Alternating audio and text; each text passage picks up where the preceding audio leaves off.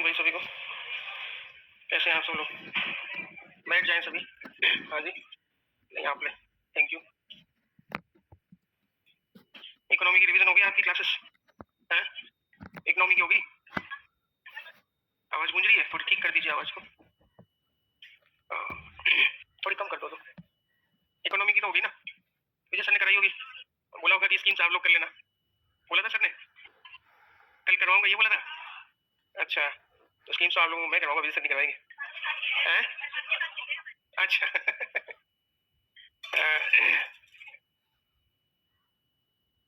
शुरू करें अपन स्कीम्स करना। थोड़ा इंट्रोडक्शन दे देता हूँ। मेरा नाम पृथ्वी है और RS 18 के अंदर में मेरी 56 रैंक थी ओवरऑल। तो आप सब लोग अलग अलग बैचेस के होंगे शायद है। आवाज अभी आएगी, धीरे धीरे आएगी आप। थोड़ा जोर से बोलूं? ये आवाज गूंज रही है ना, ये बोल रहे हैं इसलिए धीरे बोल रहा हूँ, बाकी तो जोर से दो।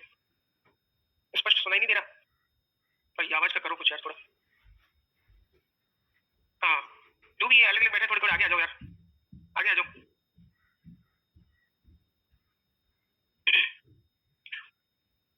आगे आ जाओ, पीछे वाले वो स्पीकर बंद कर देंगे, आवाज गूंजेगी भी नहीं और स्पष्ट सुनाई देगा आप लोगों को। तो देखो स्कीम्स के अंदर में क्वेश्चन देखे आपने, कैसे क्वेश्चन आते हैं आपने जनरली नहीं देखे? ज्यादातर तो राजस्थान की स्कीम्स पूछी जाती है अपने से, जो सर्वे से कवर हो जाती है। अब शिक्षक वाला पढ़ लिया होगा आपने, वो नोट्स भी शॉर्ट नोट्स उन्होंने निकाले, उसमें से जो स्कीम्स है ज्यादा इंपॉर्टेंट तो वही है। अपन इंडियन वाली स्कीम्स करेंगे भारत वाली, उसमें ज्यादा स्कोप है नहीं क्वेश्चन आने का, लेकिन आ सकते हैं। जैसे अपन मेंस में देख रहे हैं 10 नंबर का 5 नंबर का बड़े बड़े क्वेश्चन दे रहे हैं। पिछली बार फसल बीमा योजना वाला 10 नंबर में दे दिया था, किसान संपदा वाला क्वेश्चन जो 5 नंबर में दे दिया। क्वेश्चन देखे होंगे आप लोगों ने। मेंस और प्री कोई अलग नहीं है, मेंस में पूछ रहे हैं तो प्री में भी अपने को पूछ सकते हैं। तो अपने को ध्यान रखना है एक तो मिनिस्ट्री कौन सी, कोई भी स्कीम की मिनिस्ट्री कौन सी, मंत्रालय कौन सा है वो अपने को ध्यान रखना है कि भाई अपने मेनली 3-4 मंत्रालय वही काम के।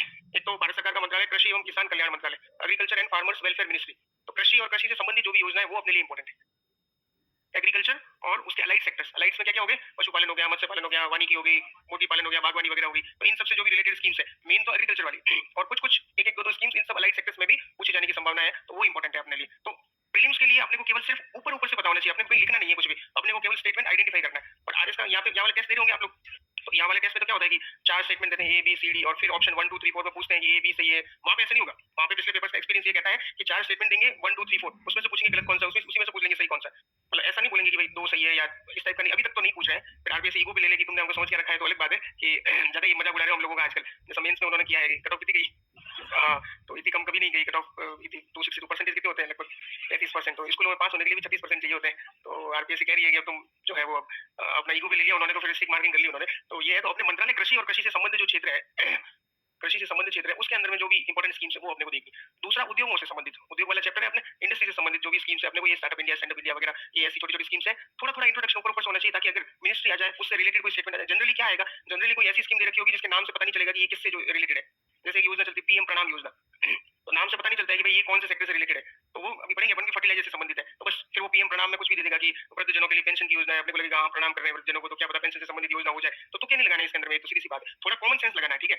अगर योजनाओं से संबंधित फैक्ट वगैरह दे रखे हैं तो आरबीआई ऐसे खेलती है कि एक्सट्रीम पे चली जाएगी, या मतलब ऐसा आपको मतलब सेंस हो जाएगा कि सरकार ये तो कम से कम नहीं करेगी, सरकार के पास में इतना दिमाग तो है कि कम से कम ऐसी चीज तो नहीं करेगी। तो इस तरीके से अगर आप चलोगे तो कम पढ़ के भी आप ज्यादा कवर कर पाओगे। नहीं तो स्कीम्स इतनी है कि भले कितना भी पढ़ लो, अगर उसको ऐसा क्वेश्चन डालना है कि जो किसी को भी नहीं आए, तो कोई ऐसी स्कीम डाल देगा कोई 10 साल पुरानी जो कभी भी किसी ने देखी नहीं है, वो भी नहीं कर पाएगा कोई। तो थोड़ा कॉमन सेंस और थोड़ा अपनी पढ़ाई दोनों का मिक्स करके चलना पड़ेगा, तभी अपन वहां कर पाएंगे। तीसरा जो भी सामाजिक न्याय की से संबंधित है, पेंशन वगैरह वाली जो योजना चलती है ना, किसान मानधन वगैरह होगी, सोशल जस्टिस से रिलेटेड, और गरीबी बेरोजगारी वाली जो योजना चलती है जैसे मनरेगा वगैरह होगी, अपनी बेरोजगारी से संबंधित विश्वकर्मा योजना वगैरह होगी, ये ऐसी योजना जो है ये इनसे संबंधित। तो लगभग अपने यही सिलेबस के अंदर में यही चीजें हैं। फालतू फालतू की ना तो स्कीम्स पढ़नी है ना अपने को ध्यान देना है क्या है उसमें क्या नहीं है। अपने को ये इन 4-5 सेक्टर से इससे रिलेटेड, इसमें भी सबसे ज्यादा इंपॉर्टेंट है एग्रीकल्चर वाला। आप मेंस का पेपर देखोगे हर बार एग्रीकल्चर की स्कीम देखी गई है, चाहे आप 16 का पेपर देखो, 18 का पेपर देखो, 21 का पेपर देखो, हर बार एग्रीकल्चर की स्कीम्स का, जैसे 18 के अंदर में ब्याज इंटरेस्ट सबवेंशन वाली स्कीम के बारे में पूछा गया। प्रीलिम्स में एज सच अभी तक ऐसा भारत की योजनाओं से संबंधित बहुत ज्यादा क्वेश्चन नहीं आए हैं। पुराने पेपर देखोगे तो एक दो सवाल मिलेंगे, और वो भी आप ऐसी स्कीम्स पूछते हैं जैसे विश्वकर्मा योजना अभी काफी न्यूज के अंदर में चल रही थी, वो ऐसी स्कीम्स अपने पेपर में भी कवर हो जाती है। जो अपन यहाँ वाले पेपर आप लिखते हैं ना अपन, उसमें भी कवर हो जाती है कि भाई इतने उद्योग कवर कर रहे हैं, उसमें किसके लिए है, तो भाई जो कर्मकार है उनके जो है वो फाइनेंशियल असिस्टेंस के लिए जो दी जा रही है। तो इस तरीके के जेनरिक स्टेटमेंट्स आएंगे, तो उसमें अपने को योजना पूरी पक्की पता हो, कब शुरू हुई, कहां से शुरू हुई, एकदम सारे सारे फैक्ट बताओ, कोई जरूरी नहीं है। क्वेश्चन को अटेम्प्ट करने के लिए एक तो पढ़ना है, क्वेश्चन को पढ़ते ही छोड़ना नहीं है कि अरे ये तो नहीं आता मेरे को, ये तो कभी देखा ही नहीं, ऐसा नहीं करना है। क्वेश्चन को पढ़ना है, पढ़ के फिर दिमाग लगाना है अपना, थोड़ा सा कॉमन सेंस लगाना है, जो कि बहुत कॉमन नहीं है, फिर भी अपने को लगाना है कि भाई ये चीज़ हो सकती है, ये चीज़ नहीं हो सकती, ये चीज़ हो सकती है, ये चीज़ नहीं हो सकती। एक्सट्रीम स्टेटमेंट है उसको बाहर करना है और लगता है कि हाँ, ये हो सकता है, ये थोड़ा मेरा पड़ा हुआ है, ये लग रहा है। तो वैसे स्टेटमेंट को अपने को अटेम्प्ट करना है। ठीक है? सिंपल-सिंपल है, अपन कुछ-कुछ योजना फटाफट-फटाफट से देखेंगे। आपके पास में ये वाला है। देखो इसके अंदर में ये नहीं है तो कोई बात नहीं, मैं बता दूँगा मेन-मेन पॉइंट्स तो क्या है। इसके अंदर में बहुत सारी अनशन चीज़ें लिखी हुई है। अनशन मतलब समझते हो आप लोग? मतलब ऊट-पटांग चीज़ें बहुत सारी चीज़ें लिखी हुई है। उनको देख के घबराना नहीं है कि ये क्या है, ये क्यों है, किस लिए है। ये मेन से हिसाब से बनाया हुआ है कि भाई थोड़ा वहाँ पे 5 नंबर का लिखना पड़े तो लिख सकें। और ये यूँ है कि भाई थोड़ा मतलब इकोनॉमिक आइडिया होना चाहिए, उसके बाद में ये शब्द जो है वो थोड़े समझ में अपने को आसानी से आते हैं। तो प्रीलिम्स के अंदर में अपने को थोड़े-थोड़े फैक्ट्स ध्यान रखने हैं और योजना किस बारे में है वो कांसेप्ट पता होना चाहिए। योजना इस बारे में है, ऊपर-ऊपर से थोड़ा आइडिया होना चाहिए कि भाई इस बारे में ये योजना है। तो उससे रिलेटेड स्टेटमेंट आएगा तो अपने को केवल टिक करना होगा। 4 स्टेटमेंट दिए होंगे, या तो वो गलत पूछ लेगा कि इसमें से गलत कौन-सा है, या पूछ लेगा कि ये किससे संबंधित है, तो अपने को 4 ऑप्शन दिए होंगे किससे संबंधित है योजना, वो अपने को टिक करना होगा। ज़्यादा इसमें ऐसा कुछ भी घबराने करने वाली नहीं है। लास्ट के दिनों में रिवीजन कौन-सी स्कीम्स का करना है, सर्वे वाली स्कीम्स का करना है। वो उसी की पूछेगा, उसी के फैक्ट पूछेगा। ये तो केवल अपने को अभी एक बार कोई ऐसा क्वेश्चन आ जाए 2-3 तो अपने को ये नहीं रहे कि भाई कुछ भी अपने पढ़ा नहीं है, किया नहीं है, अपन अटेम्प्ट करने की स्थिति में रहे। जनरल क्वेश्चन आएगा तो कर लेंगे, और नहीं आएगा तो कौन से 150 के 150 क्वेश्चन करने होते हैं। कुछ क्वेश्चन तो छोड़ने के लिए भी होते ही हैं, सारे क्वेश्चन करने के लिए होते भी नहीं है। वो आपने आगे टेस्ट में करके देख लिया होगा कि सारे क्वेश्चन करने के नहीं होते हैं। टेस्ट में थोड़ा मतलब जो बार होता है वो थोड़ा हाई सेट किया जाता है। जैसे ऊँची कूद है, आपको हाई जंप करना है, तो मान लो 6 फीट का अगर बार है तो यहाँ पे 10 फीट का मिलेगा। अब 10 फीट में अगर मैं तो 9 फीट ही कर पा रहा हूँ, अरे वहाँ तो 5-6 फीट ही करना है, तो 9 फीट तो आप मार्जिन है बहुत ज़्यादा। तो थोड़ा-सा मार्जिन लेके चलते हैं टेस्ट के अंदर में, बाई चांस आरपीएससी ईगो पे ले ले तो अपन उस स्थिति में रहेंगे, ऐसे क्वेश्चन अपन कर पाएँ। तो देखो कुछ एग्रीकल्चर की कुछ-कुछ योजनाएँ देखते हैं अपन। सबसे पहले तो फसल बीमा योजना, प्रधानमंत्री फसल बीमा योजना है।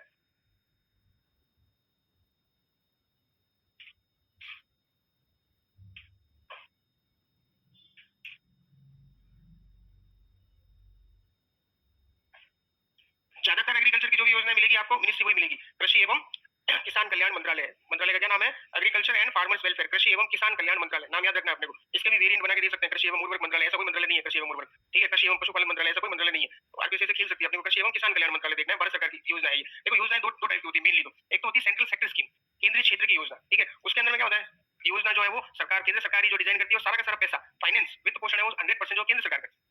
वो होती है सेंट्रल सेक्टर स्कीम, केंद्रीय क्षेत्र की योजना। एक होती है सेंट्रली स्पॉन्सर्ड स्कीम, केंद्र की प्रायोजित योजना। स्पॉन्सर्ड, स्पॉन्सर्ड मतलब समझते हो? This programme is sponsored by this ऐसे करते हैं। वो प्रोग्राम का पैसा किसने दिया होता है? उन्होंने एडवर्टाइजमेंट वालों ने दिया होता है। ऐसे ही केंद्र सरकार बोलती है कि थोड़ा पैसा हम देंगे, थोड़ा पैसा जो है वो राज्यों को खुद को करना होगा, उसके हम दोनों मिलकर के जो कोई स्कीम चलाएंगे। तो इस तरीके से करते हैं। तो जनरली तो 60-40 का रेशियो होता है। कोई कोई स्कीम ऐसी होती है उसमें 50-50 कर लेते हैं। और नॉर्मल राज्यों के लिए है, जो नॉर्थ ईस्ट वाले राज्य हैं, जो थोड़े जहाँ पे वन वगैरह ज्यादा, इंडस्ट्री कम है, तो उनको थोड़ा ज्यादा हेल्प करने के लिए वहाँ पे 90-10 का रेशियो रखा जाता है कि 90% तो केंद्र सरकार देती है, उनसे केवल 10% दिलवाया जाता है। तो ये अपने को थोड़ा ध्यान रखना है कि भाई पूछ ले कहीं पे। तो हर कोई योजना के अंदर में आपको प्रावधान पता है, और उसमें पता है कि भाई इसमें 50-50 करते हैं या 60-40 करते हैं। तो वो कौन से सेक्टर की योजना हो जाएगी? सेंट्रली स्पॉन्सर्ड स्कीम हो जाएगी, केंद्रीय प्रायोजित योजना हो जाएगी। और किसी में लगता है कि पूरे के पूरे पैसे, जैसे प्रधानमंत्री किसान सम्मान योजना है, तो 6,000 रुपए देती है सरकार साल के, तो पूरे के पूरे पैसे सेंटर से आते हैं। तो वो सेंट्रल सेक्टर स्कीम होगी, केंद्रीय क्षेत्र की योजना होगी। तो ये एक स्टेटमेंट डाल सकता है कि भाई प्रधानमंत्री किसान सम्मान योजना है, वो मंत्रालय कौन सा है? तो कृषि एवं किसान कल्याण मंत्रालय। और यह एक केंद्र क्षेत्र की योजना है। फिर बताओ कि दोनों सही है, एक सही है, बी ए सही है, बी सही है, या दोनों गलत है। इस तरीके के क्वेश्चन आ सकते हैं। तो ऐसे क्वेश्चन के लिए अपने को रेडी रहना है, जो ज्यादातर न्यूज वगैरह में चल रहे हैं, ज्यादा बार-बार अखबारों में वगैरह में आ रहे हैं। ऐसी कोई योजना है तो वो अपने को पता होनी चाहिए। फालतू-फालतू की योजनाओं को अभी अपने को ध्यान देने की जरूरत नहीं है, टाइम कम है। मेन फोकस फिर से कह रहा हूँ, कौन सी किस पे करना है अपने को? सर्वे वाली की योजनाओं के ऊपर करना है। सर्वे के जो फैक्ट्स वगैरह वो थोड़ा लास्ट के 3-4 दिनों के अंदर में उसको कर लेना। इसको भी एक बार आप मार्क वगैरह कर देना, बाद में अपन टाइम मिले तो देख लेना, नहीं तो थोड़ा-थोड़ा याद आपको रह ही जाएगा। तो पहले अपनी ये फसल बीमा योजना क्या करते हैं? फसलों का बीमा करते हैं। आधी से ज्यादा योजनाओं के नाम के अंदर में उनका जो है वो मतलब छुपा हुआ होता है, जो पहले की योजना है वो। अभी तो जो है वो नाम वो पहले डिसाइड कर लेते हैं, फिर फुल फॉर्म जो है वो बाद में जो भी आईएएस वगैरह लगा रखे हैं उन्होंने, उनको कहते हैं कि इसकी फुल फॉर्म बना के लेके आओ। फिर वो 2-3 दिन बहुत सारे कॉम्बिनेशन ढूंढते हैं और फिर उससे फुल फॉर्म बना के लेके आते हैं, वो अलग बात है। तो अपने दिक्कत हो जाती है, नाम ऐसे होने चाहिए। फसल बीमा क्या करना है? फसलों का बीमा करना है। मंत्रालय कौन सा? कृषि एवं किसान कल्याण। सीधा-सीधा है। तीनों जो सीजन की फसलें होती है अपनी, रबी की सीजन की फसल होती है, खरीफ की होती है और बागवानी होती है। तीनों के अंदर में जो है वो फसलों का बीमा करते हैं। बीमा के अंदर में आप लोगों ने थोड़ा-थोड़ा आइडिया होगा कि भाई गाड़ी का बीमा करवाते हैं, अपने को प्रीमियम देना पड़ता है कि भाई एक्सीडेंट हो गया तो पूरा खर्चा तो कंपनी अगर उठाएगी, नहीं तो अपने को साल का कुछ प्रीमियम होता है वो देना पड़ता है। तो सेम टू सेम कांसेप्ट यहाँ पे होता है, सेम टू सेम कि भाई किन-किन कारणों से अगर फसल खराब होती है, एक तो कोई प्राकृतिक आपदा आ जाए, क्या आ जाए? नेचुरल कैलेमिटी की वजह से कोई बाढ़ आ गई, सूखा आ गया। जैसे अभी सरकार ने जो कुछ गांवों को अभावग्रस्त घोषित किया है, आपने अगर पढ़ा हो नहीं पढ़ा हो तो मैं बता दूं कि भाई हर सीजन के अंदर में गिरदावरी होती है। गिरदावरी नाम सुना होगा आपने लोगों ने कि भाई जो फसलों का पटवारी जाकर के पूरा ब्यौरा लिखता है कि भाई इसके पास में 10 बीघा जमीन थी, तो 5 बीघा के अंदर में गेहूं बोया हुआ है, 5 बीघा के अंदर में जीरा बोया हुआ है और इसकी खेती खराब हो गई। तो इस तरीके से गिरदावरी होती है, रिपोर्ट जाती है सरकार के पास में। और उसके आधार पे जो सरकार है जो जो खेतों के जिन गांवों के अंदर में कम बारिश हुई है, अकाल पड़ गया, ज्यादा बारिश हो गई या ओलावृष्टि हो गई, इस तरीके से कोई प्राकृतिक आपदा की वजह से फसलें खराब हुई है, तो इस स्कीम के अंदर में कवर होती है। किस कौन से में? प्राकृतिक आपदा की वजह से जो एक तो कवर होती है। नेचुरल कैलेमिटी की वजह से अगर फसल खराब हुई है तो वो होती है, और या फिर कीटों की वजह से कोई रोग वगैरह लग जाए, कीटों की वजह से कोई रोग वगैरह लग जाता है, तो जो है वो इस स्कीम के अंदर में कवर होता है। ये फसल बीमा योजना के अंदर तीनों सीजन की फसल है, रबी की, खरीफ की और बागवानी। अब इसमें जो प्रीमियम है ये सेंट्रल की स्पॉन्सर्ड स्कीम है, यानी कि राज्यों को भी कुछ पैसा देना होगा। तो जो नॉर्मल राज्य है उनके साथ में तो 50-50 का एग्रीमेंट कर रखा है इन्होंने। कितना कैसा? 50-50 का एग्रीमेंट कर रखा है कि भाई केंद्र सरकार जो है वो 50% पैसा देगी और राज्य सरकार 50% देगी। और जो नॉर्थ ईस्ट के स्टेट्स हैं उनके अंदर में 90-10 का जो है वो रेशियो कर रखा है कि 90% तो केंद्र सरकार देगी और 10% उन राज्यों को नॉर्थ ईस्ट वालों को देना पड़ेगा। अब मेन बात का क्वेश्चन कहां से पूछेगा कि इनमें जो है वो किसानों को कितना प्रीमियम देना है इनका। तो जो टोटल प्रीमियम है उसमें से रबी का तो 1.5% प्रीमियम किसानों को देना है, खरीफ के अंदर में 2% और बागवानी के अंदर में 5% प्रीमियम किनको देना है, किसानों को देना है। सिंपल है, नाम छोटा नाम है, रबी 2 अक्षरों का है तो 1.5 है, खरीफ 3 है तो 2%, बड़ा नाम है तो 5% है। परसेंट याद कर लो, 1.5, 2 और 5। वो तो या तो सीधा दे देगा ये या फिर इनके साथ में खेलेगा कि रबी का खरीफ में कर देगा, खरीफ का रबी में कर देगा। अपने को सिंपल याद रखना है 1.5, 2 और 5। जो छोटा नाम है उसके लिए 1.5, खरीफ 3 अक्षर का नाम हो गया तो 2%, बागवानी बड़ा नाम है तो 5%। बस इसके साथ में वो कर सकता है। मंत्रालय याद रखना है अपने को, प्रीमियम जो है वो ये किसान के द्वारा प्रीमियम जो कर रहे हैं वो है, ठीक है। और बाकी जो प्रीमियम भर जाएगा वो कौन भरेगा, सरकार भरेगी। सरकारों के बीच में डिवाइडेशन कैसे होगा, केंद्र और राज्य के बीच में जो नॉर्मल स्टेट है उसके उनके बीच में तो 50-50 और नॉर्थ ईस्ट के स्टेट है तो 90। ये आपकी योजना कौन सी, प्रधानमंत्री फसल बीमा योजना। मंत्रालय पे ध्यान देना है और ये 3% क्या है इसके ऊपर ध्यान देना है। कौन सी फसलें कवर होती है, रबी की, खरीफ की और बागवानी की। और कौन से जो बीमा कवर कब दिया जाता है, जब कोई प्राकृतिक आपदा आ जाए, नेचुरल कैलेमिटी हो या कोई इंसेक्ट की वजह से रोग जो है वो लग जाता है फसलों के अंदर में। तो इसमें एक कंपनी होती है, कंपनी के साथ में सरकार जो है वो एग्रीमेंट करती है। वो कंपनी पटवारी के साथ में फील्ड के अंदर में सर्वे करने के लिए जाती है। फिर वो नोट करते हैं कि भाई इस गांव के अंदर में या हर खेत के अंदर में इतना इतना खराबा हुआ है, तो 33% से ज्यादा खराब होता है तो मुआवजा दिया जाता है। कितनी फसल है, कौन सी फसल है, उसके हिसाब से सरकार और कंपनी मिलकर रेट तय करती है कि भाई इतना खराब हुआ है तो इतना जो है वो पैसा मिलेगा। जो गांव से है उनको पता होगा एकदम कि भाई जो आदान अनुदान वाले पैसे नहीं आए, जो लोग कहते हैं अनुदान वाले पैसे नहीं आए, तो वो यही है फसल बीमा योजना वाले अनुदान वाले पैसे इसके तहत ही आते हैं। तो ये स्कीम कब क्लियर है अपने को, ये 10 नंबर में पूछी थी पिछली बार वाले एग्जाम के अंदर। क्लियर है, तो एक बार फटाफट से देख लो एक बार इसको कि भाई क्या परसेंट है, स्कीम क्या है क्या नहीं है। मतलब अपन यहाँ से जाए तो थोड़ा दिमाग में याद रहे अपने को, वहां घर पे जाके 15 मिनट के अंदर में 15-20 स्कीम कर ले अपन, ऐसा होना चाहिए अपने। सर्वे में भी है ना ये, तो सर्वे में है तो कोई दिक्कत नहीं है, फिर तो आपको याद ही होगी। नेक्स्ट चलें अपन स्कीम के अंदर। इसमें ये लिखा हुआ है कि भाई कौन से में बीमा कवर लागू नहीं होगा। तो देखो अपने को ये याद है कि कौन से में लागू होगा, तो जो बच गए उनमें लागू नहीं होगा। तो प्राकृतिक आपदा, बोले बाढ़, सूखा, अकाल की वजह से है तो देना है, कीट की वजह से कोई रोग लग गया है तो देना है, और कोई दूसरा कारण बता दे, जैसे इसमें लिखा है कोई युद्ध हो जाए या कोई जो है वो परमाणु परीक्षण कर दिया वहां पे और उसकी वजह से खराब हो गए, या पालतू या जंगली जानवर ने फसलें चर ली और आप जा रहे हो कि हमको जो है वो फसल बीमा योजना का लाभ दे दो, तो वो नहीं मिलेगा। या किसी ने मलिशियसली यानी दुर्भावनापूर्वक या जानबूझकर अपनी फसल जो है नष्ट कर दी, मेरे को क्या मिलेगा, इसका मुआवजा मिलेगा। उसको लग रहा है कि फसल बेचने से जितना फायदा नहीं होगा उससे ज्यादा तो जो है मुआवजे के अंदर में हो जाएगा, और जानबूझ करके खराब कर दे तो उसको बीमा जो है वो नहीं मिलेगा। तो ऐसा कोई स्टेटमेंट आ जाए तो अपने को ध्यान रखना है कि प्राकृतिक आपदा और कीटों की वजह से अगर कोई खराब हो रहा है तो अपने को मिलेगा, अदरवाइज अपने को जो है वो फसल बीमा योजना के अंदर फायदा नहीं। क्लियर है ये स्कीम। नेक्स्ट चले अपन, ठीक है। फिर उसके बाद में नेक्स्ट है किसान सम्मान निधि वाली योजना, जो 6,000 रुपए देते हैं ना सरकार, वो वाली। तो किसान सम्मान निधि के अंदर में जो है वो क्या है बताओ मेरे को। पीएम किसान सम्मान निधि, इसको शॉर्ट में बोल देते हैं पीएम किसान। मंत्रालय कौन सा, वही है अपना कृषि एवं किसान कल्याण मंत्रालय चल रहा है। इसके अंदर में सरकार ने ये बोला है कि हम साल में 6,000 रुपए देंगे। कितने रुपए देंगे, 6,000 रुपए देंगे। ये 6 के 6,000 रुपए केंद्र सरकार देती है सारे के सारे, इसलिए कैसी योजना है, केंद्र की क्षेत्र की योजना है, सेंट्रल सेक्टर योजना है। 6 के 6,000 रुपए केंद्र देती कैसे है, 6,000 रुपए को 3 किस्तों में डिवाइड कर दिया है। 2-2 हजार रुपए की 3 किस्तें देते हैं हर 4 महीने के अंदर। साल के अंदर 12 महीने होते हैं, 3 में डिवाइड करना है तो 4-4 महीनों के 3 सेगमेंट बना लिए, और हर 4 महीने बाद में सरकार जो है वो 2-2 हजार रुपए देती है। टोटल कितने हो गए, 6,000। कैसे किसानों को देगी, जिनके पास में भूमिधारी किसान है, पात्र भूमिधारी किसान है, जिनके पास में क्या होनी चाहिए, जमीन होनी चाहिए, लैंड होनी चाहिए, तो उनको जो है वो मिलती है। किसानों के पास में जमीन होनी चाहिए, और आगे लिखा हुआ है कि पात्र भूमिधारी किसानों को मिलती है। देखो किसान किसको बोलते हैं, किसान ऐसे व्यक्ति को बोलते हैं जिसके पास में जमीन है, चाहे वो खुद खेती करता हो चाहे वो किसी और से खेती करवाता हो, भले उस जिसके पास में जमीन है उसको बोलते हैं किसान। अब पात्र कौन कौन लोग होंगे, पात्र जो है वो कैटेगरी बनाई हुई है बहुत सारी, भाई बहुत सारे लोगों को बाहर किया हुआ। अब कोई जो है वो बिजनेसमैन है, टैक्स पे करता है, लेकिन उसके नाम पे कृषि भूमि भी है, तो उसको क्या ये 6,000 रुपए देना सही है क्या, नहीं है, उसको नहीं मिलेंगे। कोई व्यक्ति है सरकारी कर्मचारी है, उसको जो है वो ये 6,000 रुपए देना जरूरी है क्या, नहीं है, ऐसे लोगों को नहीं देना है, तो ऐसे लोगों को बाहर किया हुआ है। तो इसलिए इसमें लिखा हुआ है कि पात्र भूमिधारी किसान है। तो सरकार ने कैटेगरी बनाई हुई, कोई जनप्रतिनिधि है, कोई पब्लिक सर्वेंट है, कोई रिटायर हो गया लेकिन उसको पेंशन जो है 10,000 रुपए से ज्यादा मिलती है, कोई मंत्री है, तो उसको ऐसे लोगों को जो है वो कोई इनकम टैक्स पे करता है, ऐसे लोगों को ये 6,000 रुपए नहीं मिलेंगे। तो अपने को याद करने की जरूरत नहीं है, आपको पढ़ करके समझ में आ जाएगा स्टेटमेंट कि इसको मिलना, आपको सरकार बन जाना और सोच लेना कि इसको मिलना चाहिए या नहीं मिलना चाहिए। थोड़ा रीजनेबली सोचोगे तो आपको समझ में आ जाएगा कि इस व्यक्ति को मिलना चाहिए या नहीं मिलना चाहिए। अपने को ये ध्यान रखना है कि सारे किसानों को नहीं, अगर एक्सट्रीम में चला जाए कि प्रत्येक भूमिधारी किसानों को जो है वो 6,000 रुपए की किस्त जो है वो 6,000 रुपए साल में मिलते हैं, तो ऐसा स्टेटमेंट क्या हो जाएगा, गलत हो जाएगा। बस ये समझाने के लिए ये चीज बता रहा हूँ मैं कि भाई ऐसा कोई भी मतलब कुछ जगह हो सकता है, जनरली बोल रहा हूँ कि भाई कोई ऐसा एक्सट्रीम स्टेटमेंट आ जाए तो वो इन स्कीम्स के मामले में लगभग वो गलत होता है।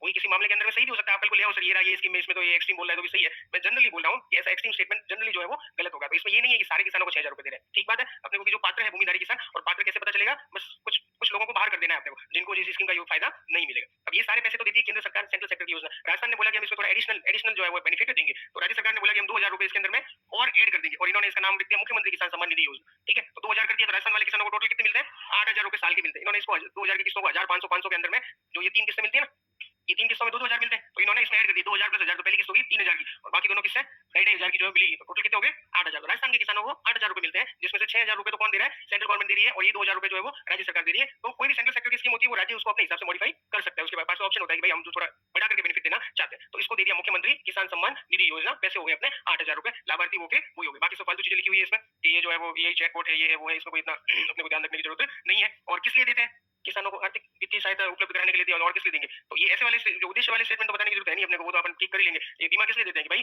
फसल खराब हो गई है तो उसके बदले में क्या मिलनी चाहिए, उनको सहायता मिलनी चाहिए, तो उसके लिए देते हैं। तो ये तो अपने को मेंस के लिए चीजें हैं कि भाई ये अपने को लिखना आना चाहिए, लेकिन प्रीलिम्स में ऐसी कोई जरूरत अपने को इस चीजों की है नहीं। अपने को टेक्निकल वाला फाइनेंशियल असिस्टेंस कितना कैसा क्या मिल रहा है वो अपने को क्या होना चाहिए, पता होना चाहिए। दो योजनाएं होगी, एक तो प्रधानमंत्री फसल बीमा योजना फसलों के बीमा के लिए, रबी खरीफ और बागवानी, रबी में 1.5, खरीफ में 2 और बागवानी में 5% का बीमा जो है कौन देता है, किसान के द्वारा प्रीमियम भरा जाता है, बाकी कौन देगा, सरकार देगी। कैसी है, सेंट्रल स्पॉन्सर्ड स्कीम है। सेंट्रल स्पॉन्सर्ड स्कीम है क्योंकि राज्यों के साथ 50-50 के अंदर में उन्होंने बंटवारा किया हुआ है और नॉर्थ ईस्ट वालों के साथ में 90-10 का बंटवारा किया हुआ। प्राकृतिक आपदा और कीट से अगर रोग लग जाए तो जो है फसल बीमा कवर होता है। दूसरी है प्रधानमंत्री किसान सम्मान निधि योजना, 6,000 रुपए देती है, कौन देता है, केंद्र सरकार देती है, इसलिए सेंट्रल सेक्टर स्कीम है, केंद्रीय क्षेत्र की योजना है। और कौन से पात्र भूमिधारी किसानों को जो है वो ये स्कीम में बेनिफिट मिलता है, राजस्थान के इसमें 2,000 रुपए ऐड कर दिए, तो राजस्थान के किसानों को जो है वो टोटल 8,000 रुपए मिलते हैं। क्लियर है अपने को। नेक्स्ट देखें अपन, नेक्स्ट है अपनी ये प्रधानमंत्री किसान संपदा योजना। प्रधानमंत्री किसान संपदा योजना, इसमें क्या है, इसमें संपदा को जो है वो अलग अलग तरीके से डिफाइन किया गया है कि प्रधानमंत्री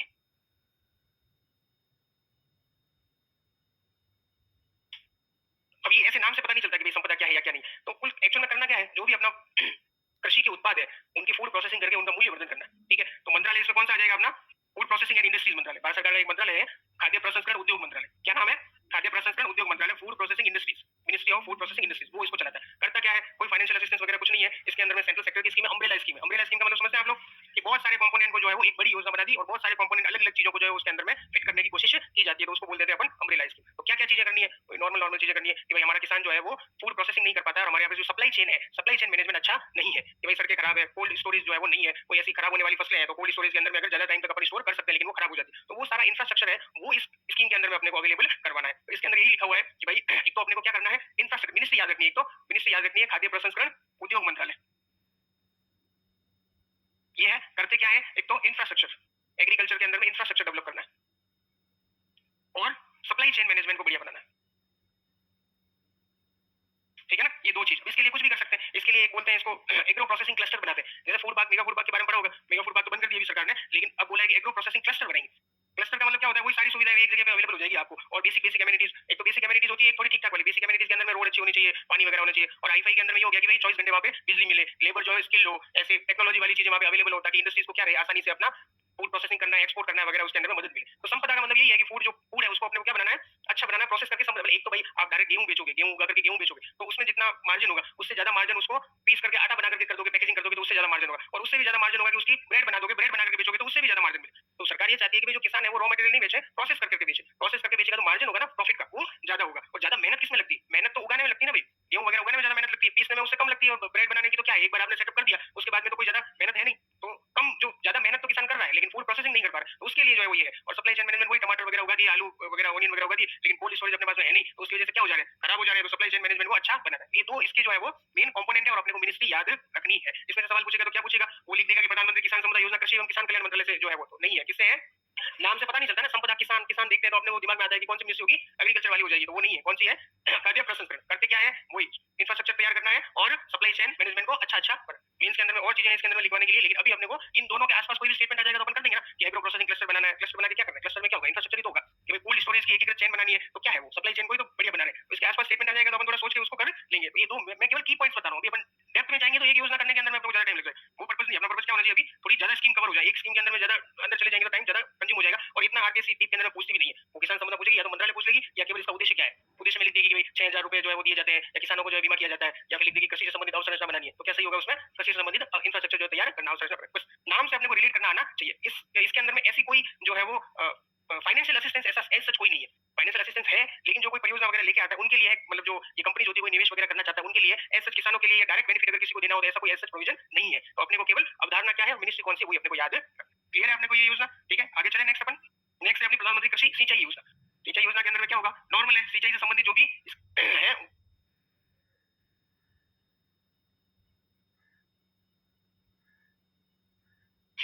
इसमें अपने को ध्यान रखने 2 मंत्रालय लगते हैं इसके अंदर, ठीक है। 3 लिखे हुए, एक मंत्रालय खुद हट गया है, कृषि एवं किसान कल्याण मंत्रालय हट गया है। उसने एक अलग स्कीम शुरू कर दी अपनी कैफेटेरिया स्कीम, कृषि विकास योजना कैफेटेरिया स्कीम करके कर दी, और ये वाला जो कंपोनेंट है उसमें लेके चले गए वो। तो अभी कितनी है? 2 ही है।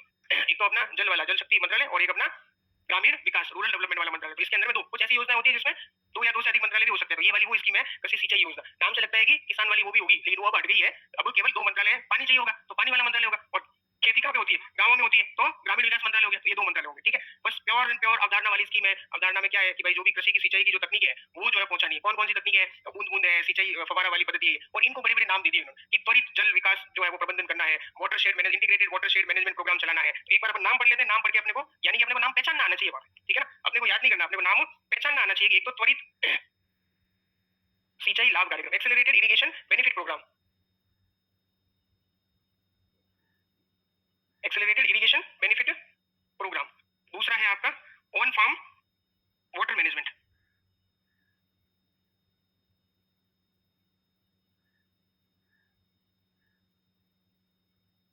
और है वाटर शेड एकीकृत watershed management programme, integrated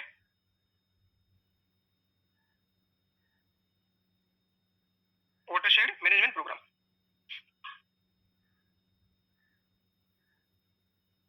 ये 3 नाम अपने को ध्यान में रखने हैं केवल। इससे रिलेटेड अगर आ जाए स्टेटमेंट तो वो कौन सी योजना है? प्रधानमंत्री कृषि सिंचाई योजना। ये 3 कंपोनेंट है इसके, और मंत्रालय कितने हैं? 2 है अपने पास में, जल वाला और दूसरा ग्रामीण विकास वाला। ये 2 मंत्रालय है। बाकी स्टेटमेंट आएंगे वो तो आप कर ही लोगे कि बूंद बूंद है या फव्वारा विधि है या हर खेत को पानी है, या इस टाइप का कोई स्टेटमेंट आएगा तो इसी से रिलेटेड होगा, पानी से रिलेटेड ये एक ही योजना है। बाकी वो नदियों को जोड़ने वाली वो अलग है, वो तो आप वहां पढ़ लोगे, करंट में भी पढ़ लोगे, वो इंपॉर्टेंट है, उससे क्वेश्चन आने की संभावना है क्योंकि हाँ पीकेसी, हाँ वही वो वाली पार्वती काली सिंह वाली चंबल वाली वो योजना इंपॉर्टेंट है। हाँ वो इंपॉर्टेंट है, ईआरसीपी को मॉडिफाई करके इस सरकार ने बनाया है। तो ऐसी चीजें होती है ना, आप थोड़ा प्रेडिक्ट कर पाते हो कि भाई ऐसे क्वेश्चन आने की संभावना है। पक्का क्वेश्चन है, मतलब इस वाली योजना से, पीकेसी वाली योजना से पक्का क्वेश्चन है। उसकी सारी चीजें इसमें डीप में भी पूछ सकते हैं भाई थोड़ा, तो देख करके जाना कि भाई क्या है, केवल सिंचाई के लिए है या केवल पेयजल के लिए, तो भाई दोनों के लिए है, कौन कौन सी नदियां हैं वगैरह है। तो ऐसा थोड़ा वो अपने को ध्यान में रखना ही रखना है। अभी जैसे ये वर्ल्ड कप जीता अपने कोको वाला, तो पॉइंट वगैरह देख लेना आप, क्या कितने पॉइंट वगैरह किसको क्या मिले हैं, क्या वो देख लेना। हालांकि अभी हुआ है तो जनरली क्या, जैसे 2 फरवरी को है तो 2 जनवरी तक जो है वो कंप्लीट कर देते हैं पेपर बनाने का काम वगैरह। तो अभी वाले करंट के ऊपर में ज्यादा फोकस करने की आपको जरूरत नहीं है। मैं 2018 वाले में ऐसे हुआ था जिस साल मैंने एग्जाम दिया था। तो एग्जाम से क्या 3-4 दिन पहले जो है वो कोई ये अपने नहीं होते थर्मल पावर प्लांट वगैरह, अपन ज्योग्राफी के अंदर में पढ़ते हैं ना कि भाई इसकी क्षमता इतनी है, इसकी क्षमता इतनी है। तो उसके 7-10 दिन पहले जो है वो सूरजगढ़ वाले की कोई क्षमता वगैरह बढ़ा दी थी, कोई एक आधी यूनिट शुरू हो गई होगी। तो उस समय जो उत्साही पढ़ने वाले थे वो उन्होंने जो हमारा प्रीलिम्स 5 तारीख को था, तो ये क्रोनोलॉजी वगैरह 2 या 1-2 तारीख को आ जाती है, तो उसमें पढ़ के वो याद कर लिया कि भाई इसका यूनिट बढ़ा दिया। और संयोग ऐसा बैठा कि उन्होंने पुराने फैक्ट के हिसाब से पूछा, ठीक है, और संयोग ऐसा बैठा कि वो ऑप्शन भी था उसके अंदर, लेकिन आरपीएससी ने पुराना वाला ऑप्शन सही माना, जो पुराना जो है वो उसी को सही माना। उसकी क्षमता वहां बढ़ गई थी, लेकिन वो डेट में भी लिखी हुई नहीं थी इतनी तारीख। अब तो आरबीआई ये करने लगी है कि भाई 31 दिसंबर 2024 तक जो है वो इसकी क्षमता कितनी है, तो अपने को क्लियर हो जाता है। फिर सवाल कोर्ट में जाते हैं, अगर वो सब डिलीट करना वो सब होता है तो वो दिक्कत नहीं आगे, तो इसलिए तो डेट भी लिखने लगे। और ये जिले विले की ज्यादा टेंशन मत लेना, ठीक है, कि भाई अपने को ये याद होना चाहिए रद्द कितने हुए, नबी कितने लास्ट में, किसकी किससे सीमा क्या क्या, वो सरकार को भी पता नहीं है। तो आरबीआई को क्या पता होगा, अपने से तो वो क्या ही उम्मीद करते हैं। नहीं, कुछ मैंने स्टूडेंट देखे जो ज्यादा ही चिंता के अंदर में रहते हैं कि सर उसकी फलौदी की सीमा उधर से लग रही है या नहीं लग रही, पाकिस्तान से ये वो।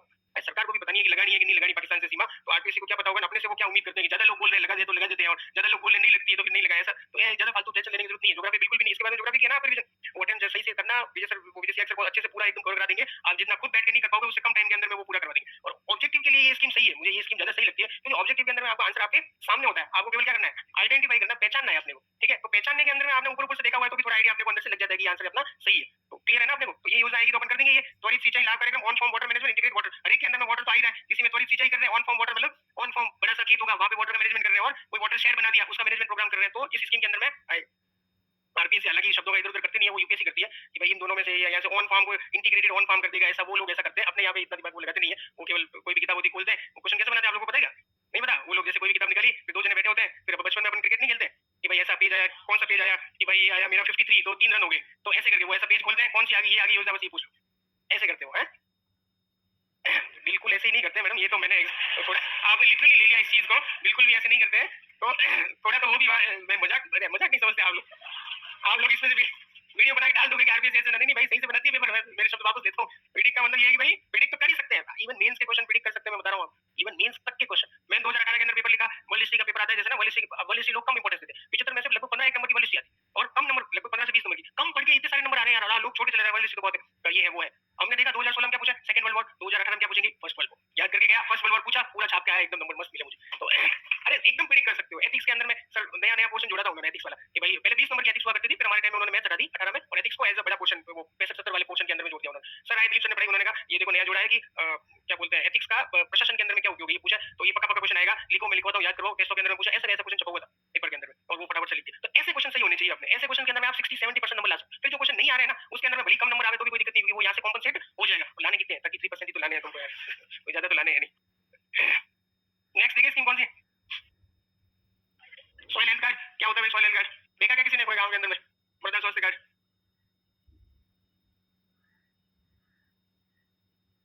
ये सॉइल वाली है अपनी कृषि एवं किसान कल्याण मंत्रालय वाली, ठीक है, सॉइल वाली हेल्थ। ये इसलिए याद करनी है क्योंकि ये अपने यहाँ से शुरू कर, गंगानगर से शुरू करी थी 2019 के अंदर में। तो ऐसी अगर कोई भारत सरकार की योजना है और अपने यहाँ से शुरू करते हैं, मतलब राजस्थान में कहीं से शुरू करते हैं, तो वो अपने लिए क्या हो जाती है, इंपॉर्टेंट हो जाती है, क्योंकि वो योजना पूरे देश में लागू हो रही है और शुरू अपने यहाँ से कर रहे हैं। तो ऐसे कुछ इंडिकेटर्स होते हैं जिससे लगता है कि भाई ये स्कीम जो है वो काम की पूछी जा सकती है। क्या करते हैं इसके अंदर में, मृदा का स्वास्थ्य जांच करना, उसके लिए एक क्या देते हैं, कार्ड देते हैं, एक कार्ड देते हैं। उसके अंदर में जो है वो 12 पैरामीटर्स होते हैं। कितने पैरामीटर होते हैं? 12 पैरामीटर्स के ऊपर में सॉइल की हेल्थ जांचते हैं। आपने इसमें पढ़ा होगा इसमें साइंस के अंदर में कि भाई एनपीके करके कंपोनेंट्स होते हैं, नाइट्रोजन, फास्फोरस और पोटाश। ये तीन मेन जो है वो न्यूट्रिएंट्स होते हैं, मृदा किसी भी जो है वो चाहिए होते हैं मृदा के अंदर में। तो ये एनपीके को भी जांचते हैं। 12 पैरामीटर्स के अंदर में एनपीके भी जो है वो एक बड़ा इंपॉर्टेंट फैक्टर है कि भाई सॉइल के अंदर में कितना। उद्देश्य वगैरह वही है कि भाई उर्वरक ज्यादा यूज नहीं करे किसान वगैरह, भाई ऑलरेडी नाइट्रोजन है तो क्यों डाल रहे हो आप यूरिया वगैरह। तो वो जांचने के लिए कितने 24 करोड़ अभी तक बांट दिए और राजस्थान के अंदर में 100% इसका कवरेज हो गया। कितना हो गया? 100%। राजस्थान का स्टेटमेंट आया कि राजस्थान के अंदर में 100% बांट दिए गए, तो वो सही है। एक्सट्रीम स्टेटमेंट वो नहीं है कि भाई राजस्थान में 100% कोई किसान घर पे बैठा रह गया होगा, तो नहीं, कोई नहीं रहा। सरकार ने बोल दिया 400 के अंदर में 100% हो गया तो हो गया कि भाई कोई किसान घर पे बैठा रह गया, उसको नहीं मिला, ढूंढ के आप ले आओ, तो ऐसा नहीं चलेगा। सरकार ने बोला 100% हो गया तो हो गया। तो कहीं कहीं भी अपने को ध्यान रखना है कि ऐसे स्टेटमेंट भी सही हो सकते हैं। सिंपल है ये तो। मंत्रालय ध्यान रखना कौन सा है, कृषि एवं किसान कल्याण मंत्रालय। करते क्या है, मृदा के स्वास्थ्य के लिए कार्ड देते हैं, 12 पैरामीटर के ऊपर में जांचते हैं। अभी तक कितने करोड़ बांट दिए? 24 करोड़ जो है वो बांट दिए। इसके जस्ट डबल 12 तो पैरामीटर है और उसके जस्ट डबल जो है वो बांट दिए, 24 करोड़ बांट दिए। ऐसा कुछ कुछ करते हो, ट्रिक्स वगैरह दिमाग के अंदर बनाते हो जिससे इजीली कनेक्ट हो जाए चीजें, करना चाहिए ताकि क्या है दिमाग के ऊपर में लोड नहीं कम रहे। और कहां से शुरू की? सूरत फिर गंगानगर से। इसमें से क्वेश्चन पूछना होगा तो मंत्रालय पूछ लेगा। मृदा स्वास्थ्य है तो लिख देगा कि उर्वरकों की जांच करने के लिए, मिनिस्ट्री लिख लेगा कि उर्वरक फर्टिलाइजर एंड इंडस्ट्रीज वाली मिनिस्ट्री है, तो वो नहीं है। कौन सी है? कृषि एवं किसान कल्याण मंत्रालय। 12 पैरामीटर्स, एनपीके भी जांचते थे, 24 करोड़ बांट दिए और राजस्थान के अंदर में कैसा कवरेज हो गया? 100% कवरेज हो गया। और हर 3 साल में कार्ड देते हैं। कितने साल में?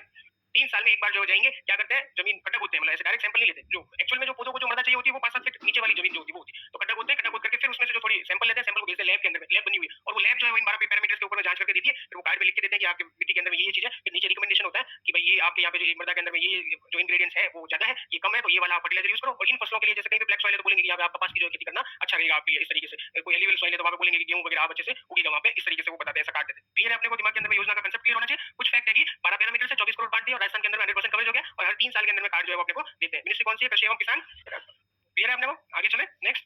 नेक्स्ट है किसान क्रेडिट कार्ड।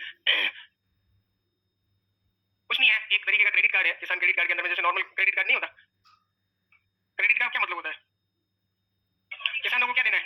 क्रेडिट देना है, लोन देना है। अब लोन लेना इतना आसान काम नहीं है। आप लोगों के पास फोन आते होंगे, वो आपके पापा के बैंक बैलेंस की वजह से आते हैं कि आपको लोन चाहिए या नहीं चाहिए। किसानों को कोई लोन देता नहीं है। किसान एक खिड़की पे जाता है, उसको 2 नंबर पे जाता है, उसको बोलते हैं 7 नंबर पे जाओ, 7 नंबर पे जाता है, 4 नंबर पे जाओ, ऐसे घुमाते रहते हैं। तो ये एकल विंडो जो है वो सिंगल विंडो सिस्टम है। सिंगल विंडो का मतलब समझते हो आप कि भाई एक ही जगह आगे सारा जो भी बात करनी है भाई एक ही जगह आ जाओ। और लोन देने की प्रक्रिया को सरल बनाना है। कैसा बनाना है? सरल बनाना है जो लोन देने की प्रक्रिया को। ये तो होगी कंसेप्ट वाली बात है। किसानों को क्या दे रहे हैं? लोन दे रहे हैं। लोन देने की प्रक्रिया को क्या बनाना है? सरल बनाना है। इसके अंदर में बोला गया है कि भाई आपको अगर जो है वो 3 लाख रुपए तक का लोन चाहिए, कितने लाख का? 3 लाख तक का रुपए तक का लोन चाहिए, तो आपको 3% का इंटरेस्ट सब्वेंशन देंगे। इंटरेस्ट सब्वेंशन का मतलब समझते हो आप लोग?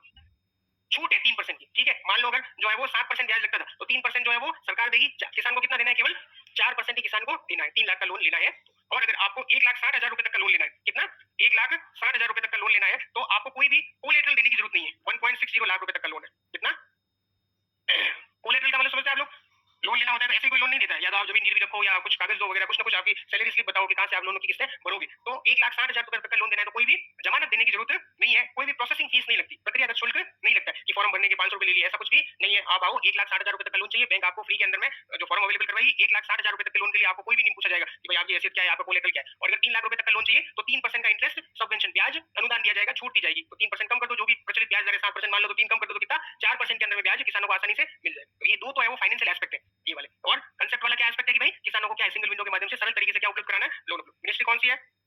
कृषि एवं किसान कल्याण मंत्रालय। नाबार्ड वगैरह याद रखने की जरूरत नहीं है आपको। जितने भी बैंक है, आपने बैंक अलग अलग तरीके के पढ़े होंगे, वाणिज्यिक बैंक हो गए, आपके स्मॉल फाइनेंस बैंक हो गए, कोऑपरेटिव सोसाइटीज होगी, इनके सबके माध्यम से लोन जो है वो दिया जाता है। लोन देने वाली जो भी इंस्टीट्यूट होगी उनको कौन जो है वो कंट्रोल करेगा? नाबार्ड और आरबीआई, ये लोग ही तो करेंगे। किसानों से संबंधित है तो नाबार्ड और ये लोग ही तो करेंगे। तो ये याद करने की जरूरत नहीं है आपको। याद क्या रखनी है? एक तो मंत्रालय याद रखना है, कृषि एवं किसान कल्याण मंत्रालय, और ये दो फैक्ट याद रखने की 1,60,000 रुपए तक का लोन चाहिए तो कोई भी जमानत देने की जरूरत नहीं है। और 3 लाख रुपए तक का लोन चाहिए तो आपको 3% का इंटरेस्ट सब्वेंशन ब्याज के अंदर में छूट दी जाएगी। तो जो भी ब्याज दर होगा उसमें से 3% आप कम कर देंगे, मान लो 7% थी तो आपको 4% के माध्यम से ही जो है वो लोन क्लियर है अपने को। ये स्कीम 1,60,000 रुपए कोई प्रोसेसिंग फी नहीं और 3 लाख रुपए पर 3% का इंटरेस्ट सबवेंशन दिया जाए। ठीक है, क्लियर है? आगे चले अपन। लो एनर्जी क्यों है आप लोगों के अंदर में? फुल है एनर्जी। हाँ, तो ऐसा है एनर्जी मेन सारा अपने को एनर्जी फुल रखनी है। ये सिफारिश वगैरह नहीं पड़नी, इस कमेटी ने सिफारिश दी, ये दिया वो दिया, ये कोई मकाम का नहीं है। अब इसमें लिखा है लाभार्थी कौन है? अब लाभार्थी किसान ही लाभार्थी होगा और कोई अलग से किसानों के लिए स्कीम है तो किसान ही लाभार्थी होगा। तो ये सब फालतू चीजें, ये कोई काम की चीजें नहीं है। ये जो ये क्या एक से अधिक जो है वो खेती करते हैं, यार किसान अकेला भी कर सकता है, ज्यादा लोग मिलकर भी कर सकते हैं। तो क्षेत्र लिखा है कृषि, पशुपालन, डेयरी, मत्स्य पालन। तो कृषि एवं कृषि से संबंधित क्षेत्र, बस सीधा सा हो गया। क्षेत्र के अंदर में कोई पशुपालन करता है उसको लोन नहीं, ऐसा नहीं है। कृषि और कृषि से संबंधित कृषि वाली जितनी भी योजना है उसमें संबंध क्षेत्र अपने लगभग लगभग सब में शामिल है। कोई पर्टिकुलरली किसी पशुओं के लिए चलाई गई तो उसकी बात अलग है, लेकिन इन जनरल जो कृषि के लिए योजना चलाई गई वो कृषि और कृषि संबंध क्षेत्रों के लिए भी सामान्यता इनको इंक्लूड करती है। जैसे किसान संपदा योजना है तो इंफ्रास्ट्रक्चर चलाना, तो कोई मुर्गी पालन कर रहा है तो उसके लिए भी कोल्ड चेन बनानी है। ऐसा नहीं है कि भाई वो केवल कृषि के लिए, कोई मछली पालन कर रहा है तो उसके वो भी मछली पालन के लिए और अलग से स्कीम चला रखी है, लेकिन इसमें भी वो कवर होगा। कृषि का शब्द है मतलब कृषि और कृषि से संबंधित क्षेत्र सारे उसके अंदर में जनरली अपन कवर करके चले। क्लियर है ये योजना? अपने सिंपल सी योजना। आगे चले। ब्याज अनुदान ये सेम ही है एग्जैक्टली है। ये पूछी थी हमारे 2018 के अंदर, इंटरेस्ट सबवेंशन वाली स्कीम बताओ क्या है? तो ये लिखना था इसमें कि 3 लाख रुपए के लिए 3% का ब्याज अनुदान दिया जाता है। 5 नंबर में पूछ लिया था इंटरेस्ट सबवेंशन, और उस समय ये कोई योजना कुछ बता देना, सर बोल देते थे कि योजना है और तुम खुद पढ़ लेना, और ठीक है मैं बता देता हूँ, और बता नहीं दे तो हम खुद भी पढ़ते नहीं थे, तो टिप लगा के आएगी ब्याज अनुदान, ब्याज में अनुदान दिया जाता है, 4 बार वो की वो चीज लिखा है। ठीक है, तो थोड़ा बहुत नंबर मिल गया, उससे काम चल गया। छोड़ के आते तो क्या मिलता? 0 नंबर 5 नंबर वाला क्वेश्चन कभी छोड़ना नहीं है आपने। ऐसा जो भी स्कीम वगैरह पूछा उसमें थोड़ा बहुत टिप तो लगा ही सकते हैं अपन। आगे पीछे वाला नहीं लिखा है वो दिखेगा, इससे बेचारे ने कुछ कोशिश तो कि ये ब्याज अनुदान देते हैं इतना तो पता है, इसको याद नहीं आ रहा है कि कितना परसेंट दे रहे हैं, जबकि अपने को कुछ आइडिया नहीं है कि क्या लिखा हुआ है। तो ऐसे थोड़े बहुत जो है आपको प्रीलिम्स में करने पड़ेंगे। जैसे आप क्वेश्चन करते हो, किसी क्वेश्चन के अंदर में 4 ऑप्शन होते हैं तो आपको पता है कि 2 तो पक्के पक्के गलत है, तो वो आप अटेम्प्ट करते हो या छोड़ देते हो उनको? अटेम्प्ट करते हो ना।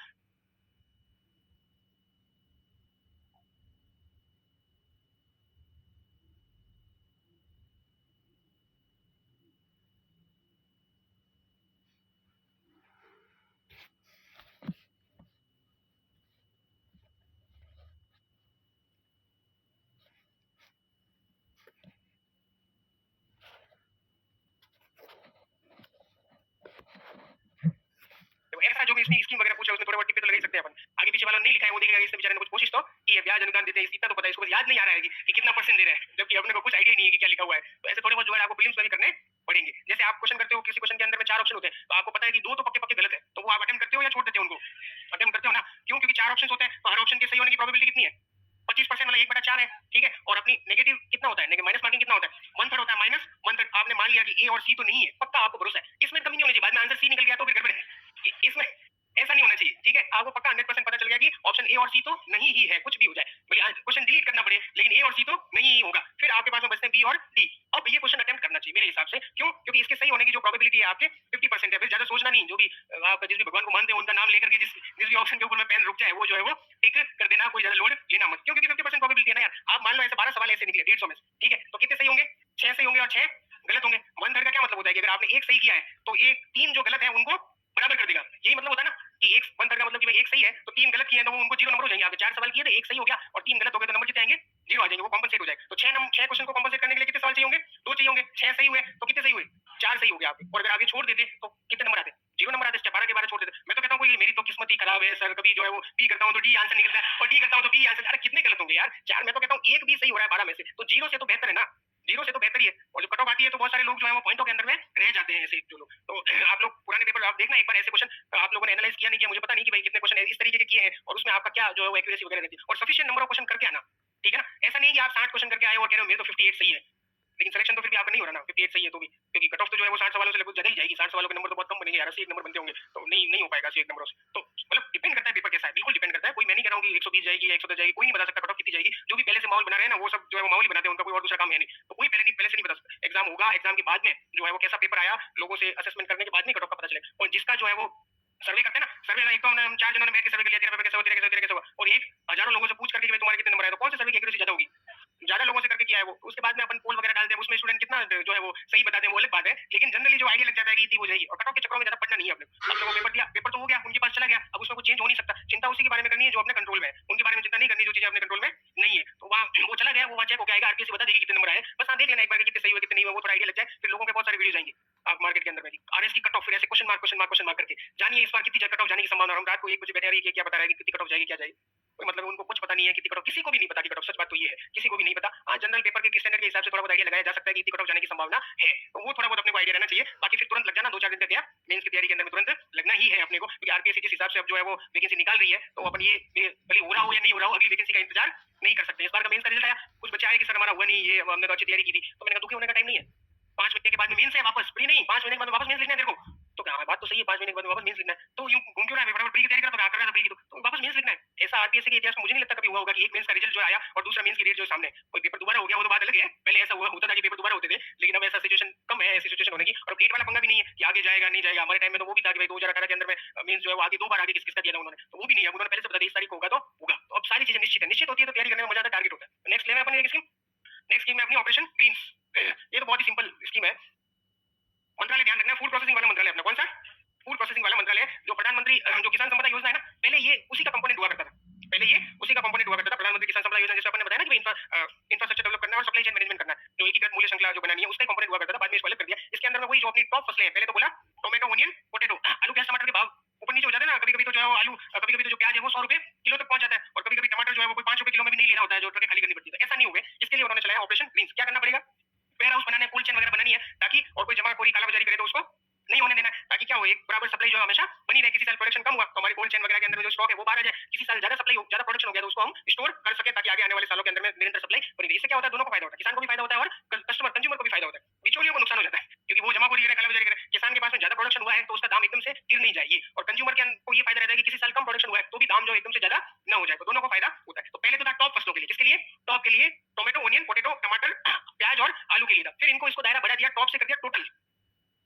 टोटल कोई ऐसा अब्रीविएशन नहीं है, टॉप मतलब टॉप का तो अब्रीविएशन था, इसका कोई अब्रीविएशन नहीं है। इसमें बोला कि 22 जो है वो उत्पाद है वो शामिल कर लिए। कौन कौन से? फलों और सब्जियों वाले। अपने को नंबर याद रखना, पहले कितने थे?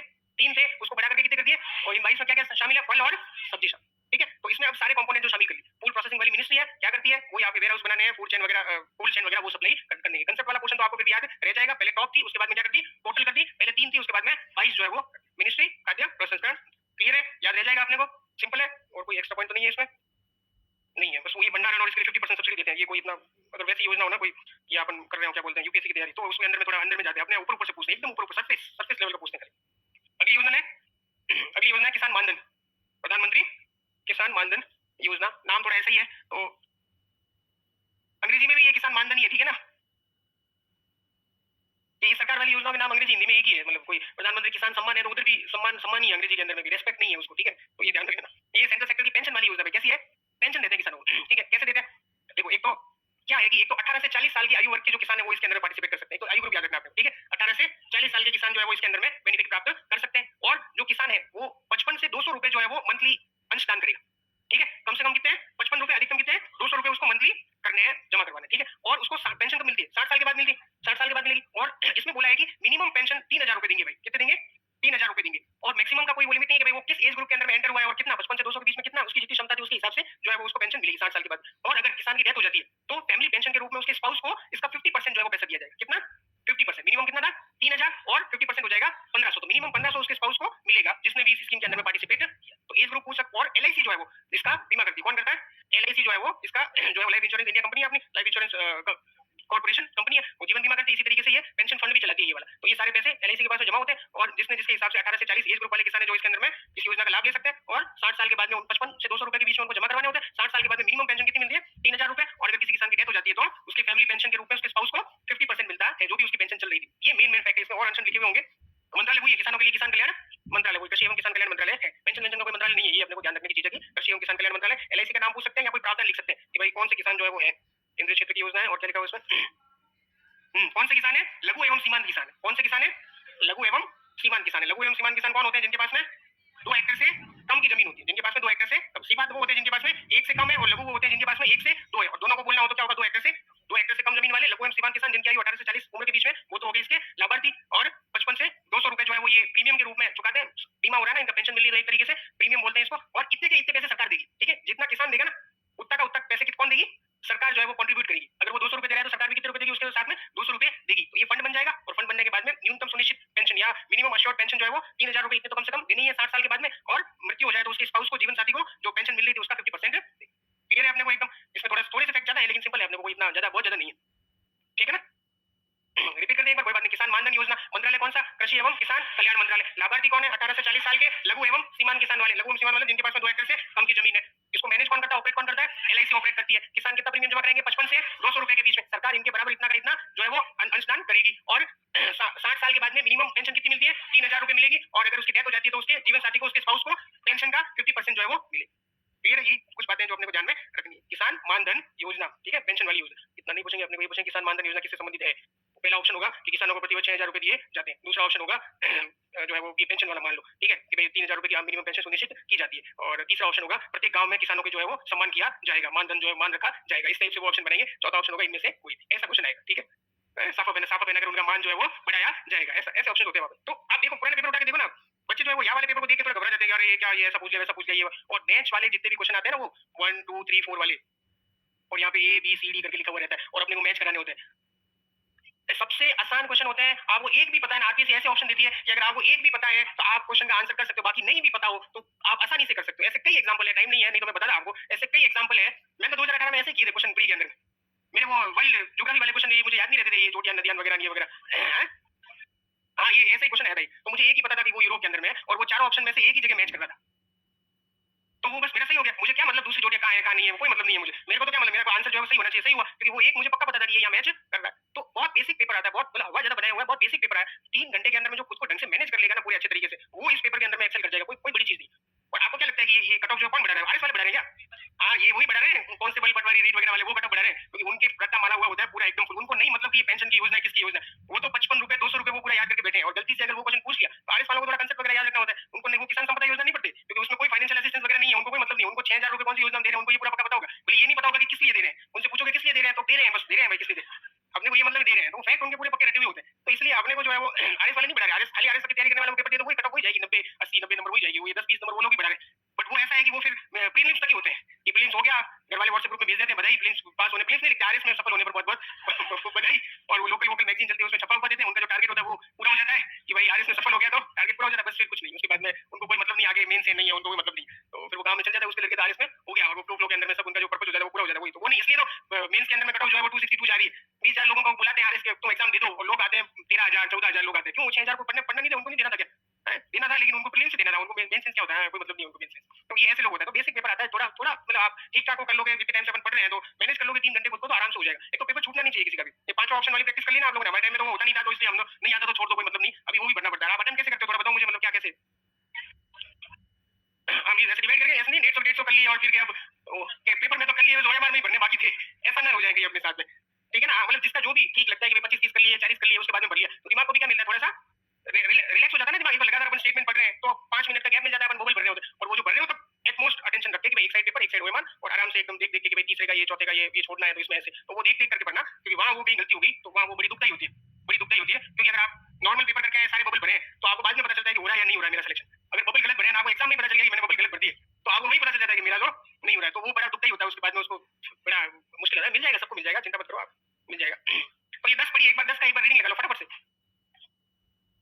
फटाफट लगा लो एक बार। अरे सब लोग आप जितने फास्ट नहीं है ना, तो थोड़ा कुछ लोगों के पास नेगेटिव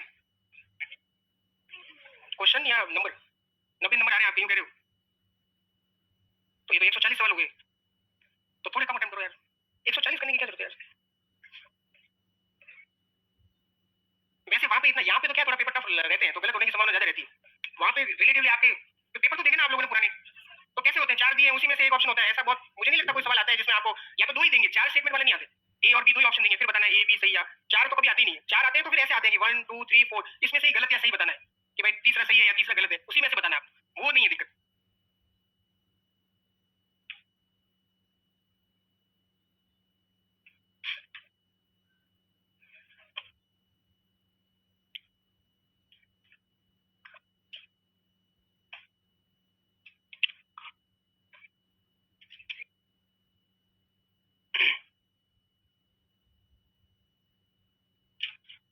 जिनको अभी मिले वो फटाफट से जो जो चीजें अपन ने अंडरलाइन मतलब देखिए मेन में उसको अंडरलाइन कर दो।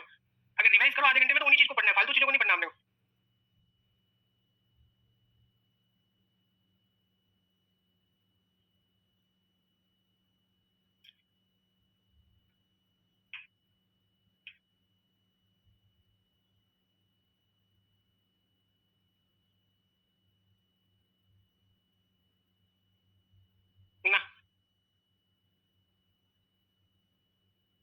भाई इनको गर्मी लग रही है, थोड़ा वो करा दो, एसी पंखा जो भी चालू करवाना है।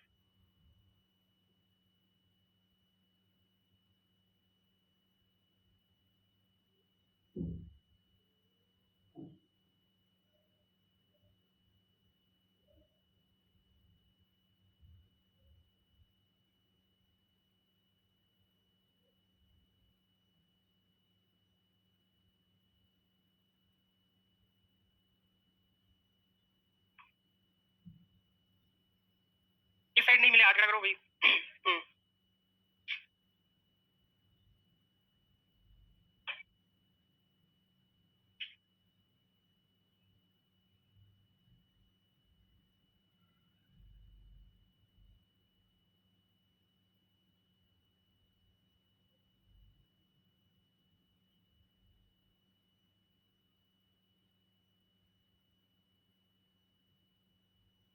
देख लो एक बार, जो जो पॉइंट्स अपन ने देखे हैं उन्हीं को एक बार अंडरलाइन कर लो, बाकी फालतू चीजें बहुत सारी लिखी हुई होगी, फालतू में तो नहीं है वो, मतलब मीन्स के हिसाब से है, पर अभी अपने काम की नहीं है। मीन से पहले जब वापस आओगे तो आपको ये अपडेट करके वापस दे दी जाएगी। इसका इंपॉर्टेंस मीन्स में ज्यादा है एज कम्पेयर टू प्रीलिम्स, क्योंकि वहां आपने 15-20 नंबर के सवाल जो है वो आजकल भारतीय योजनाओं से पूछने लगे।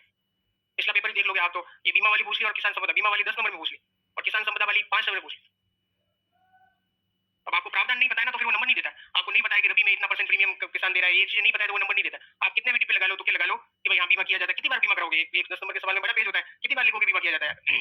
फसलों का बीमा किया जाता है, गेहूं का भी किया जाता है, और अभी रिसेंटली जो है वो जीरे को भी शामिल किया गया है इसमें बीमे के अंदर। कितने लाइनें लिख दोगे ऐसे करके? तो आप लोगों को प्रॉपर पता होना चाहिए उसके प्रावधान वगैरह क्या है क्या नहीं है। और संपदा में तो फिर आप सोचते ही रह जाओगे कि संपदा यार क्या होगी, संपदा कैसे, क्या संपदा को कैसे बढ़ावा दिए।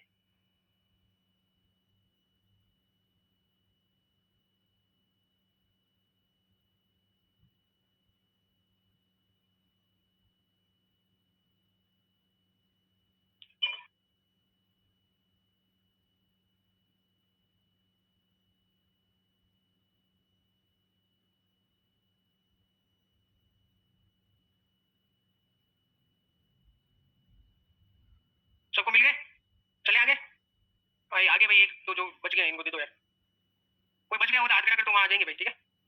नेक्स्ट देखें अपन, ये ई नाम वाली स्कीम है, ये राष्ट्रीय कृषि बाजार लिखा है ना, इसका नाम है ई नाम, नेशनल एग्रीकल्चर मार्केट। क्या है इसमें? तो इसमें केवल कंसेप्ट ध्यान रखना है बस, कुछ नहीं है। जितनी भी एपीएमसी मंडीज है उनको आपस में जोड़ दिया है। एपीएमसी मंडीज तो पड़ा होगा, नाम सुना होगा, agriculture produce market committees. General में बोले तो किसान अपनी जो फसलें जिन मंडियों में जाकर के बेच रहा है वो क्या कर दिया, उनको आपस में एक प्लेटफॉर्म बना दिया और ऑनलाइन उनको जोड़ दिया। ऑनलाइन जोड़ने से क्या हुआ, किसान जो है वो बैठे बैठे क्या कर सकता है, अपनी फसलों को बेच सकता है, फसलों को जो है वो बेच सकता है। एक सेकंड,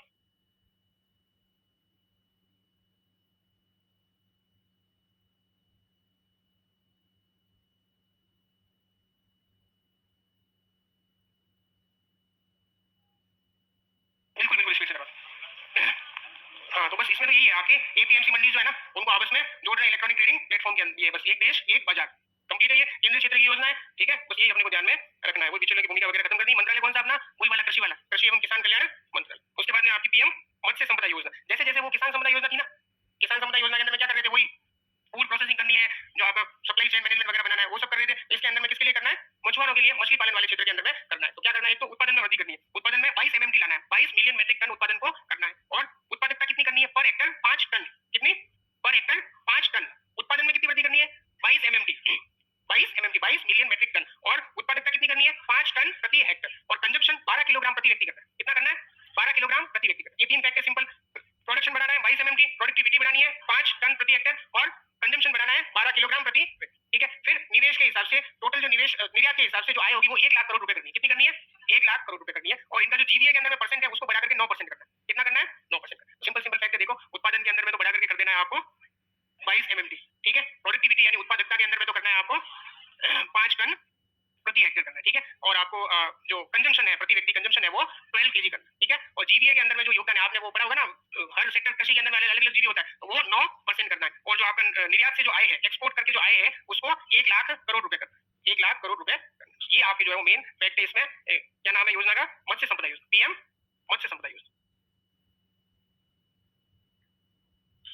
इनमें से कोई आ जाए कि भाई इस योजना का ये उद्देश्य है या इस टाइप से, तो वो आगे हो जाए। और ये जो आपकी मिनिस्ट्री वही मत्स्य पालन, पशुपालन और डेयरी मंत्रालय करके है, एक पूरा मत्स्य, पशुपालन और डेयरी, इन तीनों की मिलाकर एक मिनिस्ट्री बनाई हुई है। तो वो मिनिस्ट्री इसकी योजना को लागू करती है। मछली वाले, पशुपालन वाले, डेयरी वाले जो भी योजना है ना, वो ये वाली मिनिस्ट्री यूज जो है वो काम करती है। क्लियर है? याद रह जाएंगे अपने को? ठीक है, आगे चले अपन।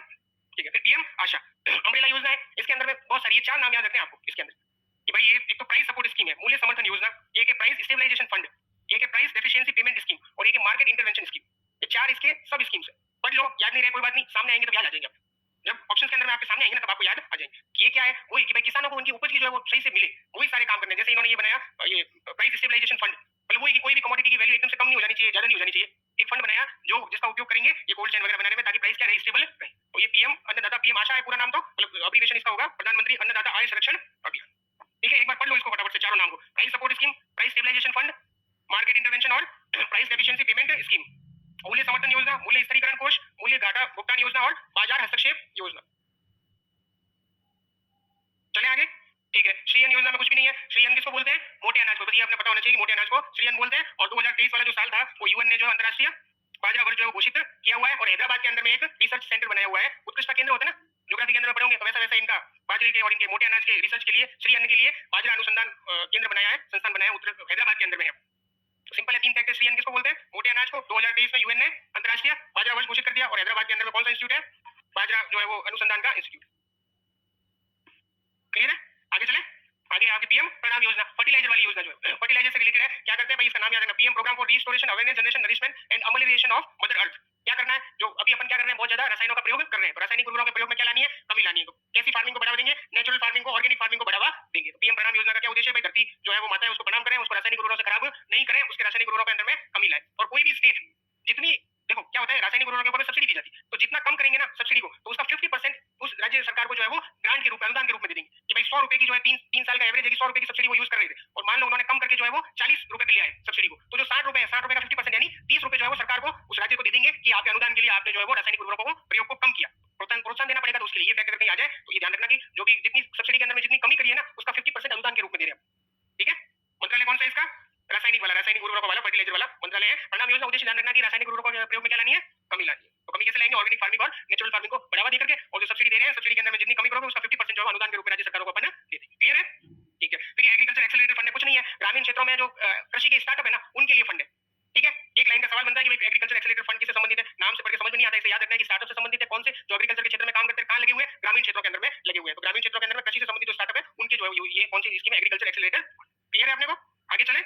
कृषि उड़ान योजना, जैसे वो नॉर्मल उड़ान योजना है ना उड़े देश का आम नागरिक, वैसे वैसे ये योजना बना रखी है। इसमें ये बोल रहे हैं कि भाई जो भी जल्दी खराब होने वाले उत्पाद है ना उनको अपन क्या करेंगे, प्लेन से उनका परिवहन करेंगे। तो प्लेन से परिवहन करने के लिए पूरे देश के अंदर में ऐसे 50 से ज्यादा सेंटर, 53 एयरपोर्ट्स को कनेक्ट किया गया है, जिसके अंदर राजस्थान के 2 एयरपोर्ट है, जैसलमेर और जोधपुर। कौन कौन से, जैसलमेर और जोधपुर। कौन सा मंत्रालय होगा, प्लेन से संबंधित सिविल एविएशन नागर विमान मंत्रालय होगा, इसको स्कीम को लागू कर रहा होगा कृषि उड़ान। ठीक है, तो कृषि के उत्पादों को क्या कर रहे हैं अपन, प्लेन से एक जगह से दूसरी जगह पे लेके जा रहे हैं, ताकि जो शीघ्र खराब होने वाले उत्पाद हैं उनकी जो है वो अच्छी वैल्यू मिल सके। सिंपल है, इसको देख के अश्विनी वैष्णव जी ने कहा कि हम भी चलाएंगे किसान रेल, तो रेलवे मिनिस्ट्री ने कहा कि भाई हम भी जो है वो कृषि उत्पादों का जो परिवहन है वो रेल के माध्यम से करेंगे, तो उन्होंने चलाई किसान रेल। पहली ट्रेन चली महाराष्ट्र से बिहार तक, कहां चली, महाराष्ट्र से लगा के बिहार तक। उन्होंने बोला कि हम कृषि रेल चलाएंगे। बस इसके अंदर में यही है कि भाई क्या क्या इंसेंटिव क्या देते हैं, इंसेंटिव यही देते हैं कि जो प्लेन वगैरह होते हैं ना उनकी पार्किंग शुल्क वगैरह लगती है, तो वो अगर कोई अगर कंपनी है, तो सरकार की तो कोई कंपनी है नहीं कि जो एरोप्लेन वाली सारी प्राइवेट कंपनी है, तो उनको इंसेंटिव देना पड़ेगा, तब अपने आलू टमाटर वो लेके जाएंगे, नहीं तो क्यों लेके जाएंगे। तो सरकार ने बोला कि भाई आप जो भी पार्किंग शुल्क वगैरह वो नहीं लेंगे, लैंडिंग करने का शुल्क होता है, टेक ऑफ करने का शुल्क होता है, पार्क करने का शुल्क होता है, अगर कोई प्लेन इस योजना के अंदर रजिस्टर है तो वो वाला शुल्क आपको नहीं लगेगा, वो फ्री ऑफ कॉस्ट रहेगा। और ऑब्वियसली इनको पहाड़ी क्षेत्रों को, नॉर्थ ईस्ट वालों को प्रायोरिटी देंगे, क्योंकि वहां से उत्पाद होते हैं जो जल्दी खराब होने वाले होते हैं। जैसे कश्मीर में जाए तो सेब वगैरह खराब, वैसे वहाँ का एनवायरमेंट ऐसा है, उसको यहाँ लेके आ जाएंगे तो जल्दी खराब हो जाएगा, तो वहाँ के उत्पादों को जो जल्दी, और यहाँ इंडिया के अंदर भी करते हैं और एक्सपोर्ट भी करते हैं, इंटरनेशनल रूट्स के अंदर में भी ये फ्लाइट जो है वो चलती है। तो कृषि उड़ान किससे संबंधित है, जो शीघ्र नष्ट होने वाले उत्पाद है उनका परिवहन करने से संबंधित है। मंत्रालय कौन सा है, सिविल एविएशन मिनिस्ट्री। सिंपल ये दो मेन तो है। और राजस्थान के कौन से 2 एयरपोर्ट है जो इसमें शामिल है, जैसलमेर और जोधपुर, 2 एयरपोर्ट जो है वो इस योजना के अंदर में शामिल। ठीक है, याद रह जाएगा। ठीक है, इसके अंदर में एक साइड में ई कुशल, ई कुशल करके प्लेटफॉर्म बनाएगा, ई कुशल, KUSHEL। क्या है ये, जैसे जैसे नॉर्मल प्लेटफॉर्म नहीं होता, आप फ्लाइट ट्रेन की टिकट बुक करनी है IRCTC के ऊपर जाते नहीं जाते, फ्लाइट की करनी है तो मेक माई ट्रिप या जो भी उसके ऊपर जाते हो, वैसे का वैसे अगर कोई कंपनी और चाह रही है कि मेरे कृषि उत्पाद जो है वो फ्लाइट के माध्यम से जाए, तो ये प्लेटफॉर्म है जो बताता है कि ये प्लेन है और ये इन एयरपोर्ट से ऊपर में ये फैसिलिटी अवेलेबल है। भाई वहां पे आपको बुक करना है आपका कार्गो कि भाई इतना सामान हमारा जाएगा, जैसे अपन सीट बुक करते हैं वैसे वैसे वो क्वांटिटी के हिसाब से वो बुक कर सकते हैं। ये कुशल प्लेटफॉर्म है, ये कृषि उड़ान योजना से संबंधित है। याद रह जाएगा आपने को, सिंपल है, ये कुशल करके टिक कर दो बस, इसी के अंदर में आपको याद रह जाएगा वैसे। ठीक है, नेक्स्ट है, नेक्स्ट है खाद्य तेलों पर राष्ट्रीय मिशन ऑयल पाम। तो जो ऑयल पाम होता है उसका यूज करते हैं तो एडिबल ऑयल के अंदर में, उद्योगों के अंदर। ठीक है, और भारत जो है बहुत ज्यादा एक्सपोर्ट करता है, 57% जो एडिबल ऑयल है वो भारत इंपोर्ट करता है, तो बहुत ज्यादा निर्भरता है। तो आपको क्या करना है, इसकी प्रोडक्टिविटी को, उत्पादन को क्या करना है, बढ़ाना है। तो इन्होंने बोला है कि उत्पादन को जो है वो 11.20 लाख टन जो है वो बढ़ाना है उत्पादन को। और जो एरिया है, जिस एरिया के अंदर में अपन वो बोते हैं, वो 10 लाख हेक्टेयर तक लेके जाना है उसको। कितना? 10 लाख हेक्टेयर तक लेके जाना है। तो एरिया तो करना है उसका 10 लाख हेक्टेयर, और उत्पादन को बढ़ा के कितना करना है? 11.20 लाख टन ऑयल पाम के प्रोडक्शन को इतना अपने को बढ़ाना है, ताकि निर्भरता जो है वो दूसरों के ऊपर में अपनी क्लियर है, याद रह जाएगा। ऑयल पाम, ठीक है। नोडल एजेंसी कौन सी है? जो सरकार, राज्य सरकार जो है उसको इंप्लीमेंट करती है। राज्य सरकार के जो बागवानी है, और मंत्रालय कौन सा है? कृषि एवं किसान कल्याण मंत्रालय। तो मंत्रालय याद रखना है, उत्पादन बढ़ा करके 11.20 लाख टन करना है, और जो एरिया है जिसके अंदर में अपन हो रहे हैं उसको करना है 10 लाख हेक्टेयर तक करना है। क्लियर है, याद रह जाएगा। नेक्स्ट चले, नेक्स्ट है एग्रीकल्चर इंफ्रास्ट्रक्चर फंड। एग्रीकल्चर के अंदर में इंफ्रास्ट्रक्चर को मजबूत करना है, तो इसके लिए 1 लाख करोड़ रुपए का फंड तैयार किया गया। कितना? 1 लाख करोड़ रुपए का फंड जो है वो तैयार किया गया है। मिनिस्ट्री अपनी वही है, कौन सी? कृषि एवं किसान कल्याण मंत्रालय। नोडल एजेंसी बनाया नाबार्ड को। किसको बनाया? नाबार्ड को। और ये कह रहे हैं कि भाई 3% का सबवेंशन देंगे, जो अपन केसीसी के अंदर में देख रहे थे ना, इंटरेस्ट सबवेंशन। और 2 करोड़ रुपए तक अगर कोई एमएससी लोन लेता है, 2 करोड़ तक कोई एमएससी लोन लेता है, तो उसको कोई भी जो है वो कोलेटरल देने की जरूरत नहीं है। कोई भी कोलेटरल देने की जरूरत नहीं है। सरकार की एक कंपनी है, क्रेडिट गारंटी फंड ट्रस्ट, एक ट्रस्ट बनाया हुआ है, क्रेडिट गारंटी फंड ट्रस्ट, वो जो है वो इसकी गारंटी देती है। 3 चीजें हैं, एक तो कृषि अवसंरचना कोष, एग्रीकल्चर इंफ्रास्ट्रक्चर फंड बनाया है। मिनिस्ट्री कौन सी है अपनी? कृषि एवं किसान कल्याण मंत्रालय। एग्जीक्यूट कौन करता है इसको? नाबार्ड का। ठीक है, क्या करते हैं इसके अंदर में? कृषि अवसंरचना बनाने के लिए पैसा है वो 1 लाख करोड़ रुपए का एक फंड बनाया गया है। कोई कंपनी है या कोई एफपीओ, एफपीओ समझो, फार्मर प्रोड्यूस ऑर्गेनाइजेशन, किसान उत्पादक संगठन होते हैं, वो अगर इसके अंदर में निवेश करना चाहते हैं तो यहाँ से क्या ले सकते हैं? पैसा ले सकते हैं। तो उनको 3% का इंटरेस्ट सबवेंशन दिया जाता है, जो भी ब्याज लगेगा उसमें 3% जो है वो माइनस हो जाएगा। एक तो ये है। और अगर कोई MSc, medium and small enterprise, आप लोगों ने पढ़े होंगे कि भाई एक स्मॉल, लघु, मध्यम और दीर्घ, इस टाइप के उद्योग होते हैं ना अपने अलग अलग। तो उसके अंदर में क्या होता है कि जो MSc, medium and small enterprise है, आप लोगों ने पढ़ा होगा ना कि भाई इतना जो इन्वेस्टमेंट है, इतना टर्नओवर है, तो वो स्मॉल है, इतना मीडियम है, इतना वो है, तो वही तो एमएससी यानी मीडियम और स्मॉल अगर कोई है एंटरप्राइज और वो 2 करोड़ रुपए तक का लोन लेता है किसी परियोजना के अंदर में, तो उसको कोई कोलेटरल देने की जरूरत नहीं है। उसे कोलेटरल की गारंटी कौन लेगा? क्रेडिट गारंटी फंड ट्रस्ट, सीजीएफटी जो है वो उसकी गारंटी देगी कि भाई हम लोग जो है वो उसकी गारंटी लेते हैं कि ये जो है वो स्मॉल इंडस्ट्री जो है पैसा नहीं चुकाएगी तो हम चुका देंगे। क्लियर है। मेन है मिनिस्ट्री, और कितने रुपए का फंड है? कितने रुपए का फंड है? 1 लाख करोड़ रुपए का फंड है। मिनिस्ट्री अपनी कृषि एवं किसान कल्याण मंत्रालय है। और कौन करता है इसको? एग्जीक्यूटिव, नाबार्ड एग्जीक्यूटिव करता है। कहाँ का बढ़ाना है टेम्परेचर? ये टेम्परेचर बढ़ाना है, ये भाई इसका बढ़ा देना टेम्परेचर, वो ये टेम्परेचर बढ़ा देना। ठीक है, नेक्स्ट है नैनो फर्टिलाइजर। कुछ नहीं है, नैनो टेक्नोलॉजी थोड़ी बहुत पड़ी हुई है, बस वही नैनो स्तर के ऊपर में जाके क्या बना रहे हैं अपन? फर्टिलाइजर बना रहे हैं। एक डीएपी बनाया इन्होंने, नैनो नैनो डीएपी। और ये गुजरात के अंदर में जो है वो, गुजरात के कलोल के अंदर में यूरिया का पहला जो है वो संयंत्र लगाया गया है। खास बात इसकी होती है कि जो पारंपरिक जो अपन जो है वो फर्टिलाइजर यूज करते हैं ना, तो नैनो उसका 50% यूज करना होता है, उसका 50% यूज करना होता है नैनो लेवल के ऊपर में, उससे काम हो जाता है नैनो। क्यों? क्योंकि नैनो लेवल पे जाके जो है वो काम करेगा, तो उसकी जो एब्जॉर्प्शन क्षमता होती है ना पेड़ों की, वो ज्यादा हो जाती है। ये काम की नहीं है, ये अपना मेंस के अंदर काम का। आपने याद रखना है कि नैनो नाम का भी कोई फर्टिलाइजर आया है, डीएपी बनाया है, और गुजरात के कलोल के अंदर में एक संयंत्र लगाया गया है नैनो फर्टिलाइजर बनाने के लिए। ठीक बात है, चले आगे। फिर प्रधानमंत्री मत्स्य किसान संपदा योजना, अपन ने जो मत्स्य संपदा योजना पढ़ी ना, उसकी ये सब स्कीम है, इसमें लिख दो उसी की ये सब स्कीम। तो आपने लिखा ना अपने 22 एमएमटी करना है, और 5 लाख टन जो है वो प्रति हेक्टेयर जो है बढ़ाना है, और 12 किलोग्राम कंजम्पशन है, और जीवीए 9% तक लेके जाना है, और निर्यात क्या है? 1 लाख करोड़ रुपए जो है वो करनी है। तो ये सारी बातें पढ़ी ना। इसमें कौन सी योजना पढ़ी थी? मत्स्य संपदा योजना। तो ये मत्स्य किसान समृद्धि सह योजना है ना, ये इसी की सब स्कीम है। इस वाली जो स्कीम थी ना, इसी की सब स्कीम है ये। तो इसके अंदर में टोटल 6000 करोड़ रुपए का प्रावधान रखा। कितना? 6000 करोड़ रुपए का प्रावधान रखा है, जिसमें से 50% तो वर्ल्ड बैंक और एएफडी करके एक संस्था आपने सर्वे में पढ़ी होगी। ठीक है, तो वर्ल्ड बैंक और एएफडी देगी, और 50% प्राइवेट सेक्टर से लेके आएंगे। 6000 करोड़ रुपए है टोटल फंड, जिसमें से 50% तो वर्ल्ड बैंक और एएफडी देगा, और 50% जो है वो प्राइवेट सेक्टर से लेकर के आएंगे। बाकी सारी चीजें जो है वो अब ये देख लो आप, जो सेकंड पॉइंट लिखा हुआ ना घटक के अंदर में, कि अगर कोई जो सूक्ष्म उद्यम है, कोई इस योजना के अंदर में निवेश करना चाहता है, तो उसके निवेश का जो है वो 25% या अधिकतम 35 लाख रुपए देते हैं। कितना? ये 6000 करोड़ रुपए का फंड बनाया ना, इसमें से अगर कोई स्मॉल सूक्ष्म उद्यम है और वो इसमें इस योजना के अंदर में आता है, लाभ उठाना चाहता है, तो उसकी योजना का जो टोटल फंड है उसका 25% या अधिकतम 35 लाख रुपए। और वही योजना अगर कोई एससी एसटी या महिला उद्यमी करते हैं तो बढ़ जाएगा 35% और 43 लाख रुपए हो जाएगा। और वही जो कोई सेल्फ हेल्प ग्रुप करना चाहता है तो उसको 2 करोड़ रुपए अधिकतम, या जो योजना है उसका अधिकतम 25% तक जो है वो 35% तक जो है वो दिया जाए। ये फैक्ट आप याद कर लो, ये डायरेक्ट जो है वो पूछा जा सकता है कि इसके अंदर में कितना जो है कुल निवेश का। नॉर्मल है तो 25-35, एससी एसटी महिला है तो 35-45, और एसएसजी है तो 2 करोड़ 35%। ठीक है, सिंपल है ये तो। 25-35, 35-45, और एसएसजी है तो 2 करोड़ और 35%, वही महिलाओं वाला। ठीक है, याद रह जाएगा ये तो सिंपल। बाकी सारी कंसेप्ट वाली बात लिख रखी है कि मछली पालन के उत्पादन को बढ़ाना है, उत्पादकता को बढ़ाना है। जो भी असंगठित मत्स्य पालन का क्षेत्र कैसा है? असंगठित है, संगठित क्षेत्र नहीं है। संगठित असंगठित सर ने बताया होगा थोड़ा, ऑर्गेनाइज अनऑर्गेनाइज वाला, तो उसको ऑर्गेनाइज करना है। ये सब सारी बातें कंसेप्ट वाली इसके अंदर में लिखी हुई है। तो जो है वो अपना मेन चीज तो है 6000 करोड़ रुपए, आधे तो देता है वर्ल्ड बैंक और एएफडी, आधे जो है वो प्राइवेट सेक्टर से लेके आएंगे। और कोई अगर इसमें निवेश करना चाहता है, नॉर्मल सूक्ष्म उद्यम है तो 25%, 35 लाख रुपए, 35 एससी एसटी महिला है तो 35%, 45 लाख रुपए, और सेल्फ हेल्प ग्रुप है तो 2 करोड़ और 35%। फिर आपका है डिजिटल कृषि मिशन। कृषि में क्या लाना है? डिजिटाइजेशन लाना। सिंपल है, कृषि के अंदर में तकनीक का प्रयोग करना है। तो क्या करते हैं इसके अंदर में? एक तो आईडी बनाते हैं, जैसे आधार कार्ड है ना अपना, वैसे वैसे इसको बोला एग्री स्टैक। एग्री स्टैक क्या है? एग्री स्टैक है कि भाई किसान की पहचान के जो आधार कार्ड के समान समान कार्ड बनेगा, आईडी बनेगी एक तरीके की। ठीक है ना, किसान की एग्री स्टैक बोला उसको, तो वो शब्द पूछ के दे देगा एग्री स्टैक क्या है, 4-5 बातें लिख दे। तो आपने को ये ध्यान रखना है कि किसान के आधार कार्ड हर एक का यूनिक होता है कि नहीं होता, और हर जो कृषि भूमि है उसका यूनिक नंबर होता है। कसा नंबर बोलते हैं अपन ना, कि भाई ये इस भूमि का कसा नंबर है। तो हर हर एक का तो भूमि का तो है, लेकिन किसानों की आईडी नहीं है। तो एग्री स्टैक के माध्यम से क्या करना चाहिए, हर किसान को एक यूनिक आईडी दे रहे हो। एग्री स्टैक से अपने को समझ में आना चाहिए, पूछ लेगा एग्री स्टैक क्या है, फिर वो 4-5 कुछ उटपटांग दे देगा। अपन नहीं पढ़ा होगा तो अपन कभी गैस नहीं कर पाएंगे कि ये किसान की आईडी से संबंधित है, ठीक है।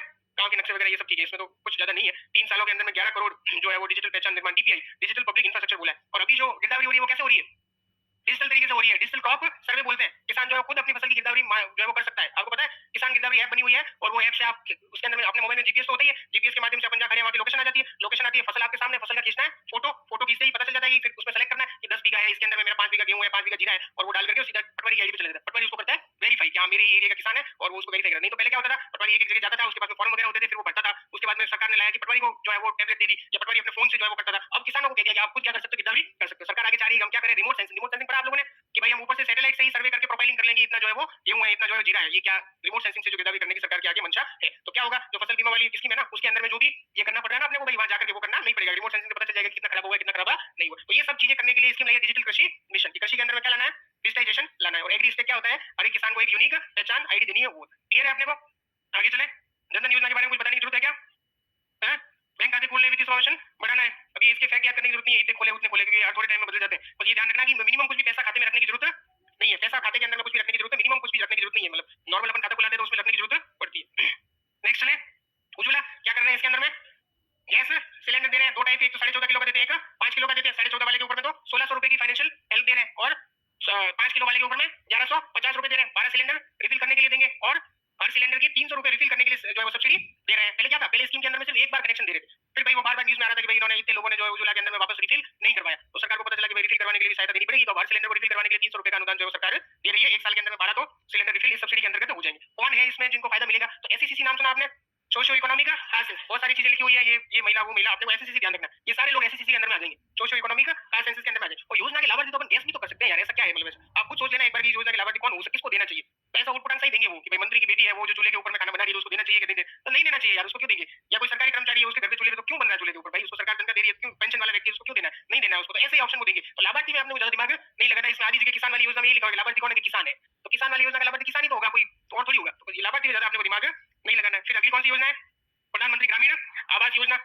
उसका तो मंत्रालय कौन सा था, पेट्रोलियम वाला, उज्ज्वला वाला, गैस वाला, पेट्रोलियम एंड नेचुरल गैस वाला एक मिनिस्ट्री है, वो वाली करती है। और आवास वाले के लिए अपना ग्रामीण विकास मंत्रालय है, ठीक है। आवास में क्या करते हैं, आवास बनाते हैं ना, अभी 2 करोड़ और आवास देंगे, अभी योजना आई है गांवों के अंदर में, खुशी की लहर है कि भाई वापस आवास वाली योजना के अंदर में नाम जुड़ रहे हैं। जो गांव से हैं उनको थोड़ा समझ में आ रहा होगा, आवास वापस आ गए हैं। तो इन्होंने कहा है कि भाई एससीसी के माध्यम से, इसमें प्रायोरिटी होती है भाई, प्रायोरिटी होती है उसके हिसाब से देते हैं कि भाई गांव के अंदर में आपने देखा होगा पहले सब लोग जो भी एससी कैटेगरी उनका नाम आता है, फिर ये, तो अपने को एससीसी ध्यान रखना है, सोशियो इकोनॉमिक क्लास सेंसस के माध्यम से दे रहे हैं। और एक तो इसमें देते हैं 1,20,000 रुपए तो देते हैं घर बनाने के लिए, 1,20,000 रुपए मैदानी मतलब अपने वाले राज्य उसमें, और अगर पहाड़ी राज्य तो 1,30,000 रुपए, और 12,000 रुपए देते हैं शौचालय बनाने के लिए। किस मिशन के तहत, स्वच्छ भारत मिशन के तहत। और उसमें 90 दिनों का जो मैंडेज, मनरेगा योजना चलती है ना अपने यहाँ पे, तो 90 दिन का मैंडेज उसमें काउंट कर लेते हैं, जो घर बन रहा है ना उसमें, उसमें काउंट कर लेते हैं। अपने यहाँ पे कितने दिनों का रोजगार देते हैं मनरेगा में, 100 तो नॉर्मल है जो भारत सरकार दे रही है, राज्य सरकार ने बढ़ा करके कितने कर दिए, ऐड कर दिए। और फिर अपने वो शहरिया वगैरह उनको और अलग से, हाँ उनका अलग से, वो अलग से याद रखना है अपने को। तो ये 90 दिन इसमें काउंट कर लें, आपका घर बनेगा उसमें काउंट कर लेंगे, आपको वहाँ काम पे जाने की जरूरत नहीं है। तो 90 दिन याद रखने हैं, 1,20,000 रुपए याद रखने हैं, और 12,000 रुपए शौचालय बनाने के लिए देते हैं। और मिनिस्ट्री याद रखनी है ग्रामीण विकास मंत्रालय, याद रह जाएगा। लाभार्थी अपने कौन है, एससीसी वाले लाभार्थी है। बाकी सारी योजना वही है घर का, ये कोई याद रखने की जरूरत नहीं, क्षेत्रफल इतना होगा इतना नहीं होगा, ये सब कोई मतलब नहीं। फिर अगली कौन सी है, आयुष्मान भारत। इसमें तो जो आरोग्य मंदिर खोलेंगे और ये सब करेंगे। मंत्रालय ध्यान रख लेना, स्वास्थ्य एवं परिवार कल्याण मंत्रालय, उसमें ये खेल सकते हैं वो लोग, चिकित्सा मंत्रालय, ऐसा कोई मंत्रालय है नहीं वहाँ पे सरकार, ठीक है ना। नाम क्या है, स्वास्थ्य एवं परिवार कल्याण मंत्रालय, कुछ नहीं है इसके अंदर में। एक आयुष्मान आरोग्य मंदिर खोलेंगे, 1.5 लाख जो है वो स्वास्थ्य देखभाल केंद्र खोलेंगे। ये नंबर याद करने की जरूरत नहीं है आपको, बस ये पता होना चाहिए कि स्वास्थ्य एवं कल्याण केंद्र, जिनको नाम बदल के क्या कर दिया है, आयुष्मान आरोग्य मंदिर कर दिया गया, स्वास्थ्य देखभाल केंद्र कर दिया गया नंबर। बस इसमें और ये याद करने की जरूरत नहीं है कि इतने लोगों को लाभ के पात्र है, ये है, क्योंकि ये बदलते रहते हैं यार। क्रियान्वयन देख लो, ये राष्ट्रीय स्वास्थ्य प्राधिकरण द्वारा, नेशनल हेल्थ अथॉरिटी बनी हुई है, ठीक है, नीचे लिखा हुआ ये, नीचे से चौथी लाइन, क्रियान्वयन राष्ट्रीय स्वास्थ्य प्राधिकरण द्वारा। तो एक तो घटक है आयुष्मान आरोग्य मंदिर, और एक पीएम जन आरोग्य योजना, ये दोनों अपने को पता होना चाहिए भाई। रेस्पॉन्स नहीं करते हो आप लोग, क्या समझ में नहीं आ रहा है क्या, समझ में नहीं, क्या समझ में नहीं आया।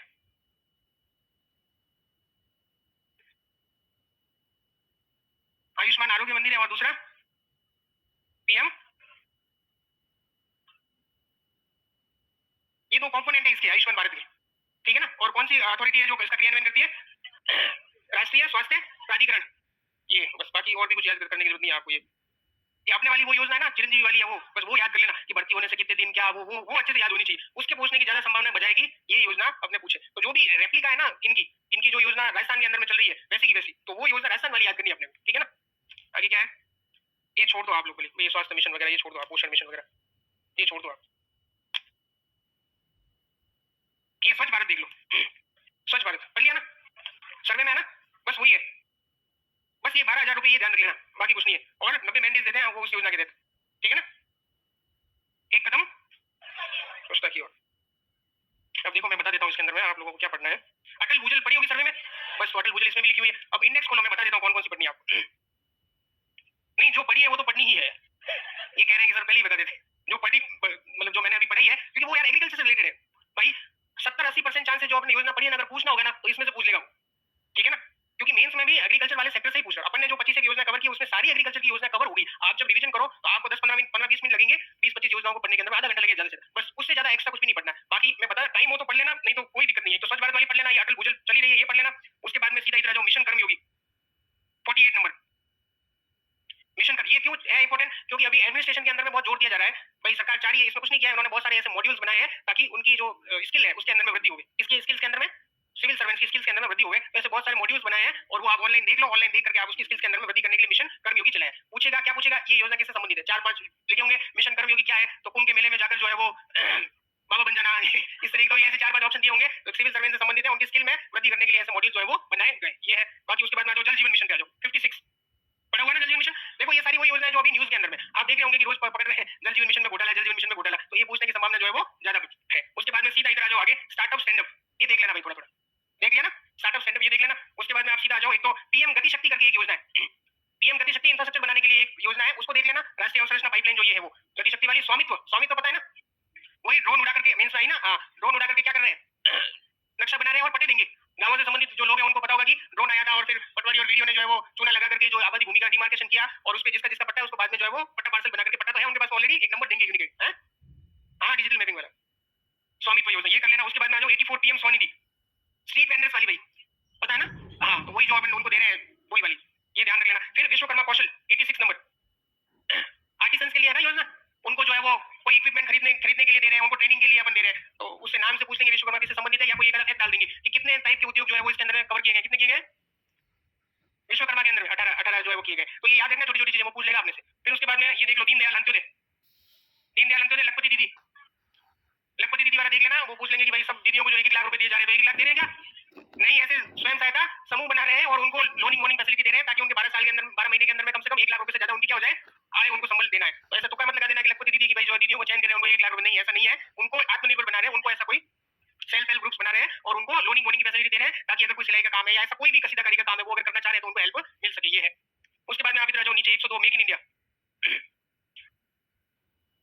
हाँ सूर्यघर मुफ्त बिजली, बिल्कुल सूर्यघर मुफ्त बिजली अभी चल रही है, और कुसुम वाली ये तो काफी टाइम से चल रही है 94 वाली, और ये ड्रोन वाली भी नमो दीदी ड्रोन योजना। क्या है इसमें भाई, फीमेल्स को ट्रेन कर रहे हैं ड्रोन चलाने में। ड्रोन क्या करेगा, पेस्टिसाइड का छिड़काव करेगा। ड्रोन से क्यों करना है पेस्टिसाइड का छिड़काव, एक तो एफिशिएंट है ना, 100 बीघा का खेत है, एक आदमी किसान गांव वाले लोगों को पता होगा कि कंधे के ऊपर में इतना बड़ा बाढ़ लेकर के फिर अपन छिड़काव करते हैं, उससे दो चीजें कि एक तो जो है वो किसान खुद जाके कर रहा है, बहुत लेबर जो है लेबर बहुत एक्सपेंसिव काम है, और दूसरा ज्यादा छिड़काव कर देते हैं मिट्टी के अंदर में पेस्टिसाइड चला जाता है और मिट्टी जो है वो खराब हो जाती है। ड्रोन से करेगा तो जो प्लांट्स का जो वाला जैसे बाजरा एरोडेंटल तक वाला पार्ट वहीं तक हो जाएगा, वहीं तक जाएगा, तो जमीन जो है वो खराब नहीं होगी और 1 घंटे के अंदर में आप इतना बड़ा खेत जो है कवर कर सकते हो। तो महिलाओं को ट्रेन कर रहे हैं ताकि वो क्या करें, वहां कुछ उनकी आजीविका यहाँ से बन सके। तो एक एरिया के अंदर में सरकार एक ड्रोन उपलब्ध करवा देती है और उनको ट्रेन करती है और वो जहाँ जाके वहाँ पे जो है वो पेस्टिसाइड का छिड़काव करती है। ये नमो ड्रोन दीदी वाली योजना होगी। फिर ये कुसुम वाली बताया ना, ऊर्जा सुरक्षा उत्थान महाअभियान, पुरानी योजना, ये तो बहुत टाइम से चल रही है यार। फिर ये सूर्यघर मुफ्त बिजली योजना, सब्सिडी दे रहे हैं घरों के ऊपर में सोलर पैनल लगाने के लिए, दो है, 78,000 की स्कीम भी है और एक कम वाली स्कीम भी है। तो उनका ये याद कर लेना कि भाई 5 मेगावाट वाला लगा रहे हो तो 78,000 की स्कीम चल रही है, और कम मेगावाट वाला लगा रहे हो तो इतने हजार की, 78 और 60,000 है ना, हाँ तो ये देख लेना। फैक्ट थोड़ा सा हल्का हल्का आइडिया होना चाहिए अपने को कि भाई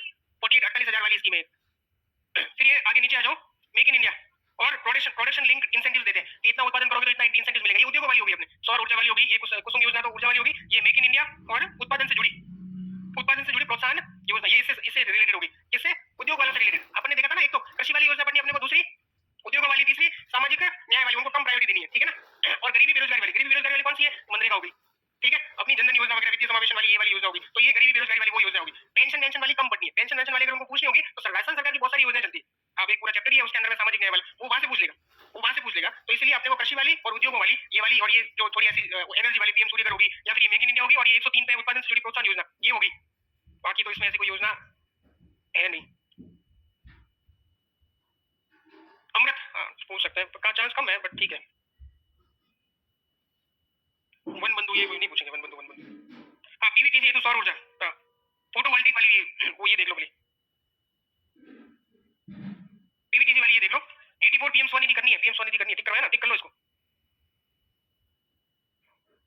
और फिर आपको लगे कि टाइम है तो फिर ये कोई जो ये आपके सामाजिक वाली है, ये अटल पेंशन और ये इस टाइप की सुरक्षा बीमा, अमृत शासन बहुत कम चांसेस, बहुत कम चांसेस। अमृत धरोहर ये आवास वाली तो करनी है ना, बोला ना मैंने, आवास वाली करनी है भाई, शहरी और ग्रामीण दोनों, वो पूछ सकते हैं आवास वाली।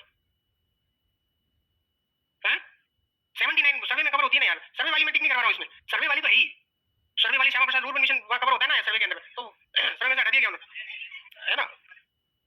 कोई बात, अपन ने तो पढ़ा है ना, अभिषेक सर ने पढ़ाया ना अपने को, तो बस तो अपने लिए सर्वे वही है जो उन्होंने पढ़ा है, अपने को ज्यादा दिमाग नहीं लगाना है। तो सर्वे का रिवीजन कर लिया ना आपने, उन्होंने बहुत बढ़िया मस्त बनाया, कम कम पेजेस के अंदर आपने क्लासेस ले रखी है, तो आप जो है उसको सामने रख करके फटाफट से रिवीजन हो जाएगा। तो सर्वे को ज्यादा इंपॉर्टेंस देनी है, और ये वाली योजना जो है ना, इसमें अपन ने जो पढ़ ली ना 25 योजना पढ़ ली अपन, तो ये एक बार ढंग से थोड़ा देख लेना, बाकी योजनाओं का आप ऊपर ऊपर से एक बार देख दो, टाइम कम है और आप पेपर देखोगे तो इतना स्कोप है नहीं।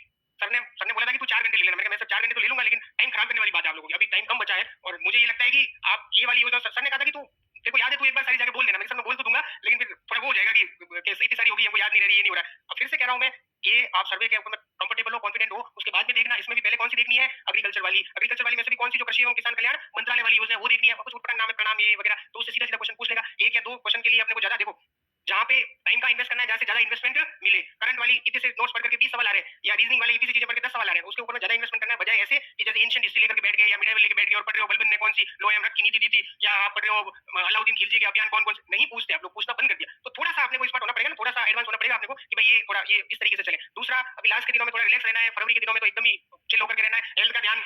2 तारीख को ही है फरवरी के दिनों में, तो क्या 2 तारीख को एग्जाम हो जाएगा ना आपका, 14 तो बाद की बात है ना, 14 मेंस के बैचेस शुरू हो जाएंगे, मेंस की तैयारी करनी है हमने उस समय, इसीलिए आरपीएससी ने एग्जाम पहले करा दिया कि भाई तुम्हारा वो तुम मना सको अच्छे से त्योहार, ठीक है, तुम्हारे लिए तो त्योहार है वो, इसलिए तो लास्ट के दिनों में थोड़ा ज्यादा 2-3 बातें बताऊंगा, फिर मैं सर को कॉल कर दूंगा, ज्योग्राफी वाले आ जाएंगे सर पहले, ठीक है। ज्योग्राफी वाला पोर्शन ज्यादा इंपॉर्टेंट है, वहां से भाई 15 क्वेश्चन आते हैं वहां से, उसके ऊपर में ज्यादा फैक्ट करो, फालतू टाइम खराब है पढ़ाने के लिए, आपको एक पेज से पढ़ा दूंगा योजना, मेरे को सारी याद है, ठीक है, लेकिन मेरे को याद होने से क्या होगा, आप लोगों का भला होना चाहिए, तो वो अपने को ज्यादा इंपॉर्टेंट है। तो एक तो ये ध्यान रख लेना, एडमिट कार्ड टाइम से डाउनलोड कर लेना, कुछ नॉर्मल बेसिक चीजें मैं बता देता हूँ।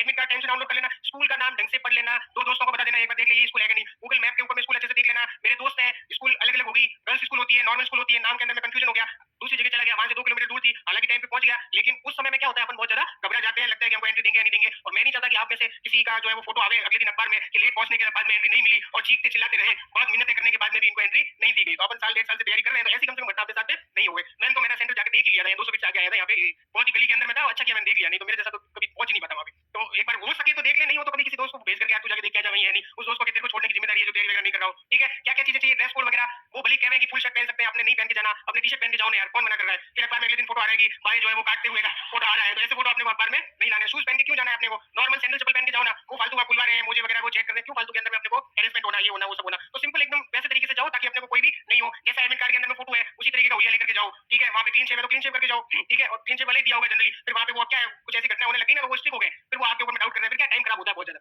तो वो उन सब चीजों में अपने को पढ़ना ही नहीं है, अपन जेन्युइन कैंडिडेट है, अपने को उसी तरीके से जाना है, कोई अपने के ऊपर डाउट क्यों ही करे, आधा घंटा 45 मिनट एक्स्ट्रा लेकर के जाना है, उस दिन ज्यादा लोड नहीं लेना है। वहां पे बहुत सारे लोग ऐसे ऐसे ये जो नोट्स है वो लेके जो है वो ये अरे बता क्या इसका उजला में ये करते हुए मिलेंगे, ऐसे लोगों से दूर रहना है। एग्जाम से पहले कुछ नेगेटिव किस्म के लोग होंगे, वो अचानक से ऐसी योजना पूछ लेंगे जिसका कोई लेना देना है नहीं, वो एग्जाम में नहीं आएगी, और आपको लगेगा, और वो आपको ये एहसास करा देंगे कि अगर ये योजना नहीं पड़ी तो मतलब आपका मतलब उस योजना की 150 नंबर है, वो ऐसा फील करा देंगे। तो ऐसा कुछ भी नहीं है, आपने कोई नहीं पढ़ा कोई बात नहीं, 1 नंबर आधे नंबर का कोई क्वेश्चन आएगा चला जाएगा, कोई फर्क नहीं पड़ता है। आपने वो बबल ढंग से भरने हैं, 5 ऑप्शन आपने प्रैक्टिस कर लिया होगा, यहाँ पे तोड़ तोड़ के भरने हैं, पेपर आवे जल्दबाजी नहीं करनी है, पहले 5 मिनट पहले पेपर देते हैं, इंस्ट्रक्शन पढ़ने हैं, अपनी हैबिट हो जाती है, इंस्ट्रक्शन अपन नहीं पढ़ते हैं लेकिन पढ़ने होते हैं, इंस्ट्रक्शन आराम से देख करके पढ़ते हैं, वहां जो ओएमआर मिलेगी उसमें रोल नंबर भरने होते हैं, तो वो ध्यान से देख देख करके भरने हैं। और कुछ लोगों की आदत होती है, क्या आदत होती है, ये सील बंद पेपर होता है, तो जैसे एग्जामिनर हो जाता है तो ऐसे ऐसे देखते कि एक दो क्वेश्चन में पहले से देख लो ताकि मैं दूसरे लोगों से क्या हो जाऊंगा आगे हो जाऊंगा पहले दिन। उसमें क्या होता है, या तो आपको वही देख लेगा तो फालतू हेरेस करेगा, आपको डांटेगा, उसका जॉब है यार, वो तो आप करेंगे कि भाई उसकी जिम्मेदारी है करना, ये नहीं करना, ठीक है। और मान लो आप इतने स्मार्ट हो गए, आपने देख भी लिया, और मान लो आपने कोई क्वेश्चन जो है वो बहुत डिफिकल्ट क्वेश्चन था, हिस्ट्री का कोई किताब मुझे आपको याद नहीं है, तो अगले 5 मिनट आपको जो नेगेटिव विचार आएंगे ना दिमाग के अंदर में कि यार पहला क्वेश्चन देखा वही नहीं आ रहा है, तो मैं क्या करूंगा, पूरे नेगेटिव नेगेटिव आप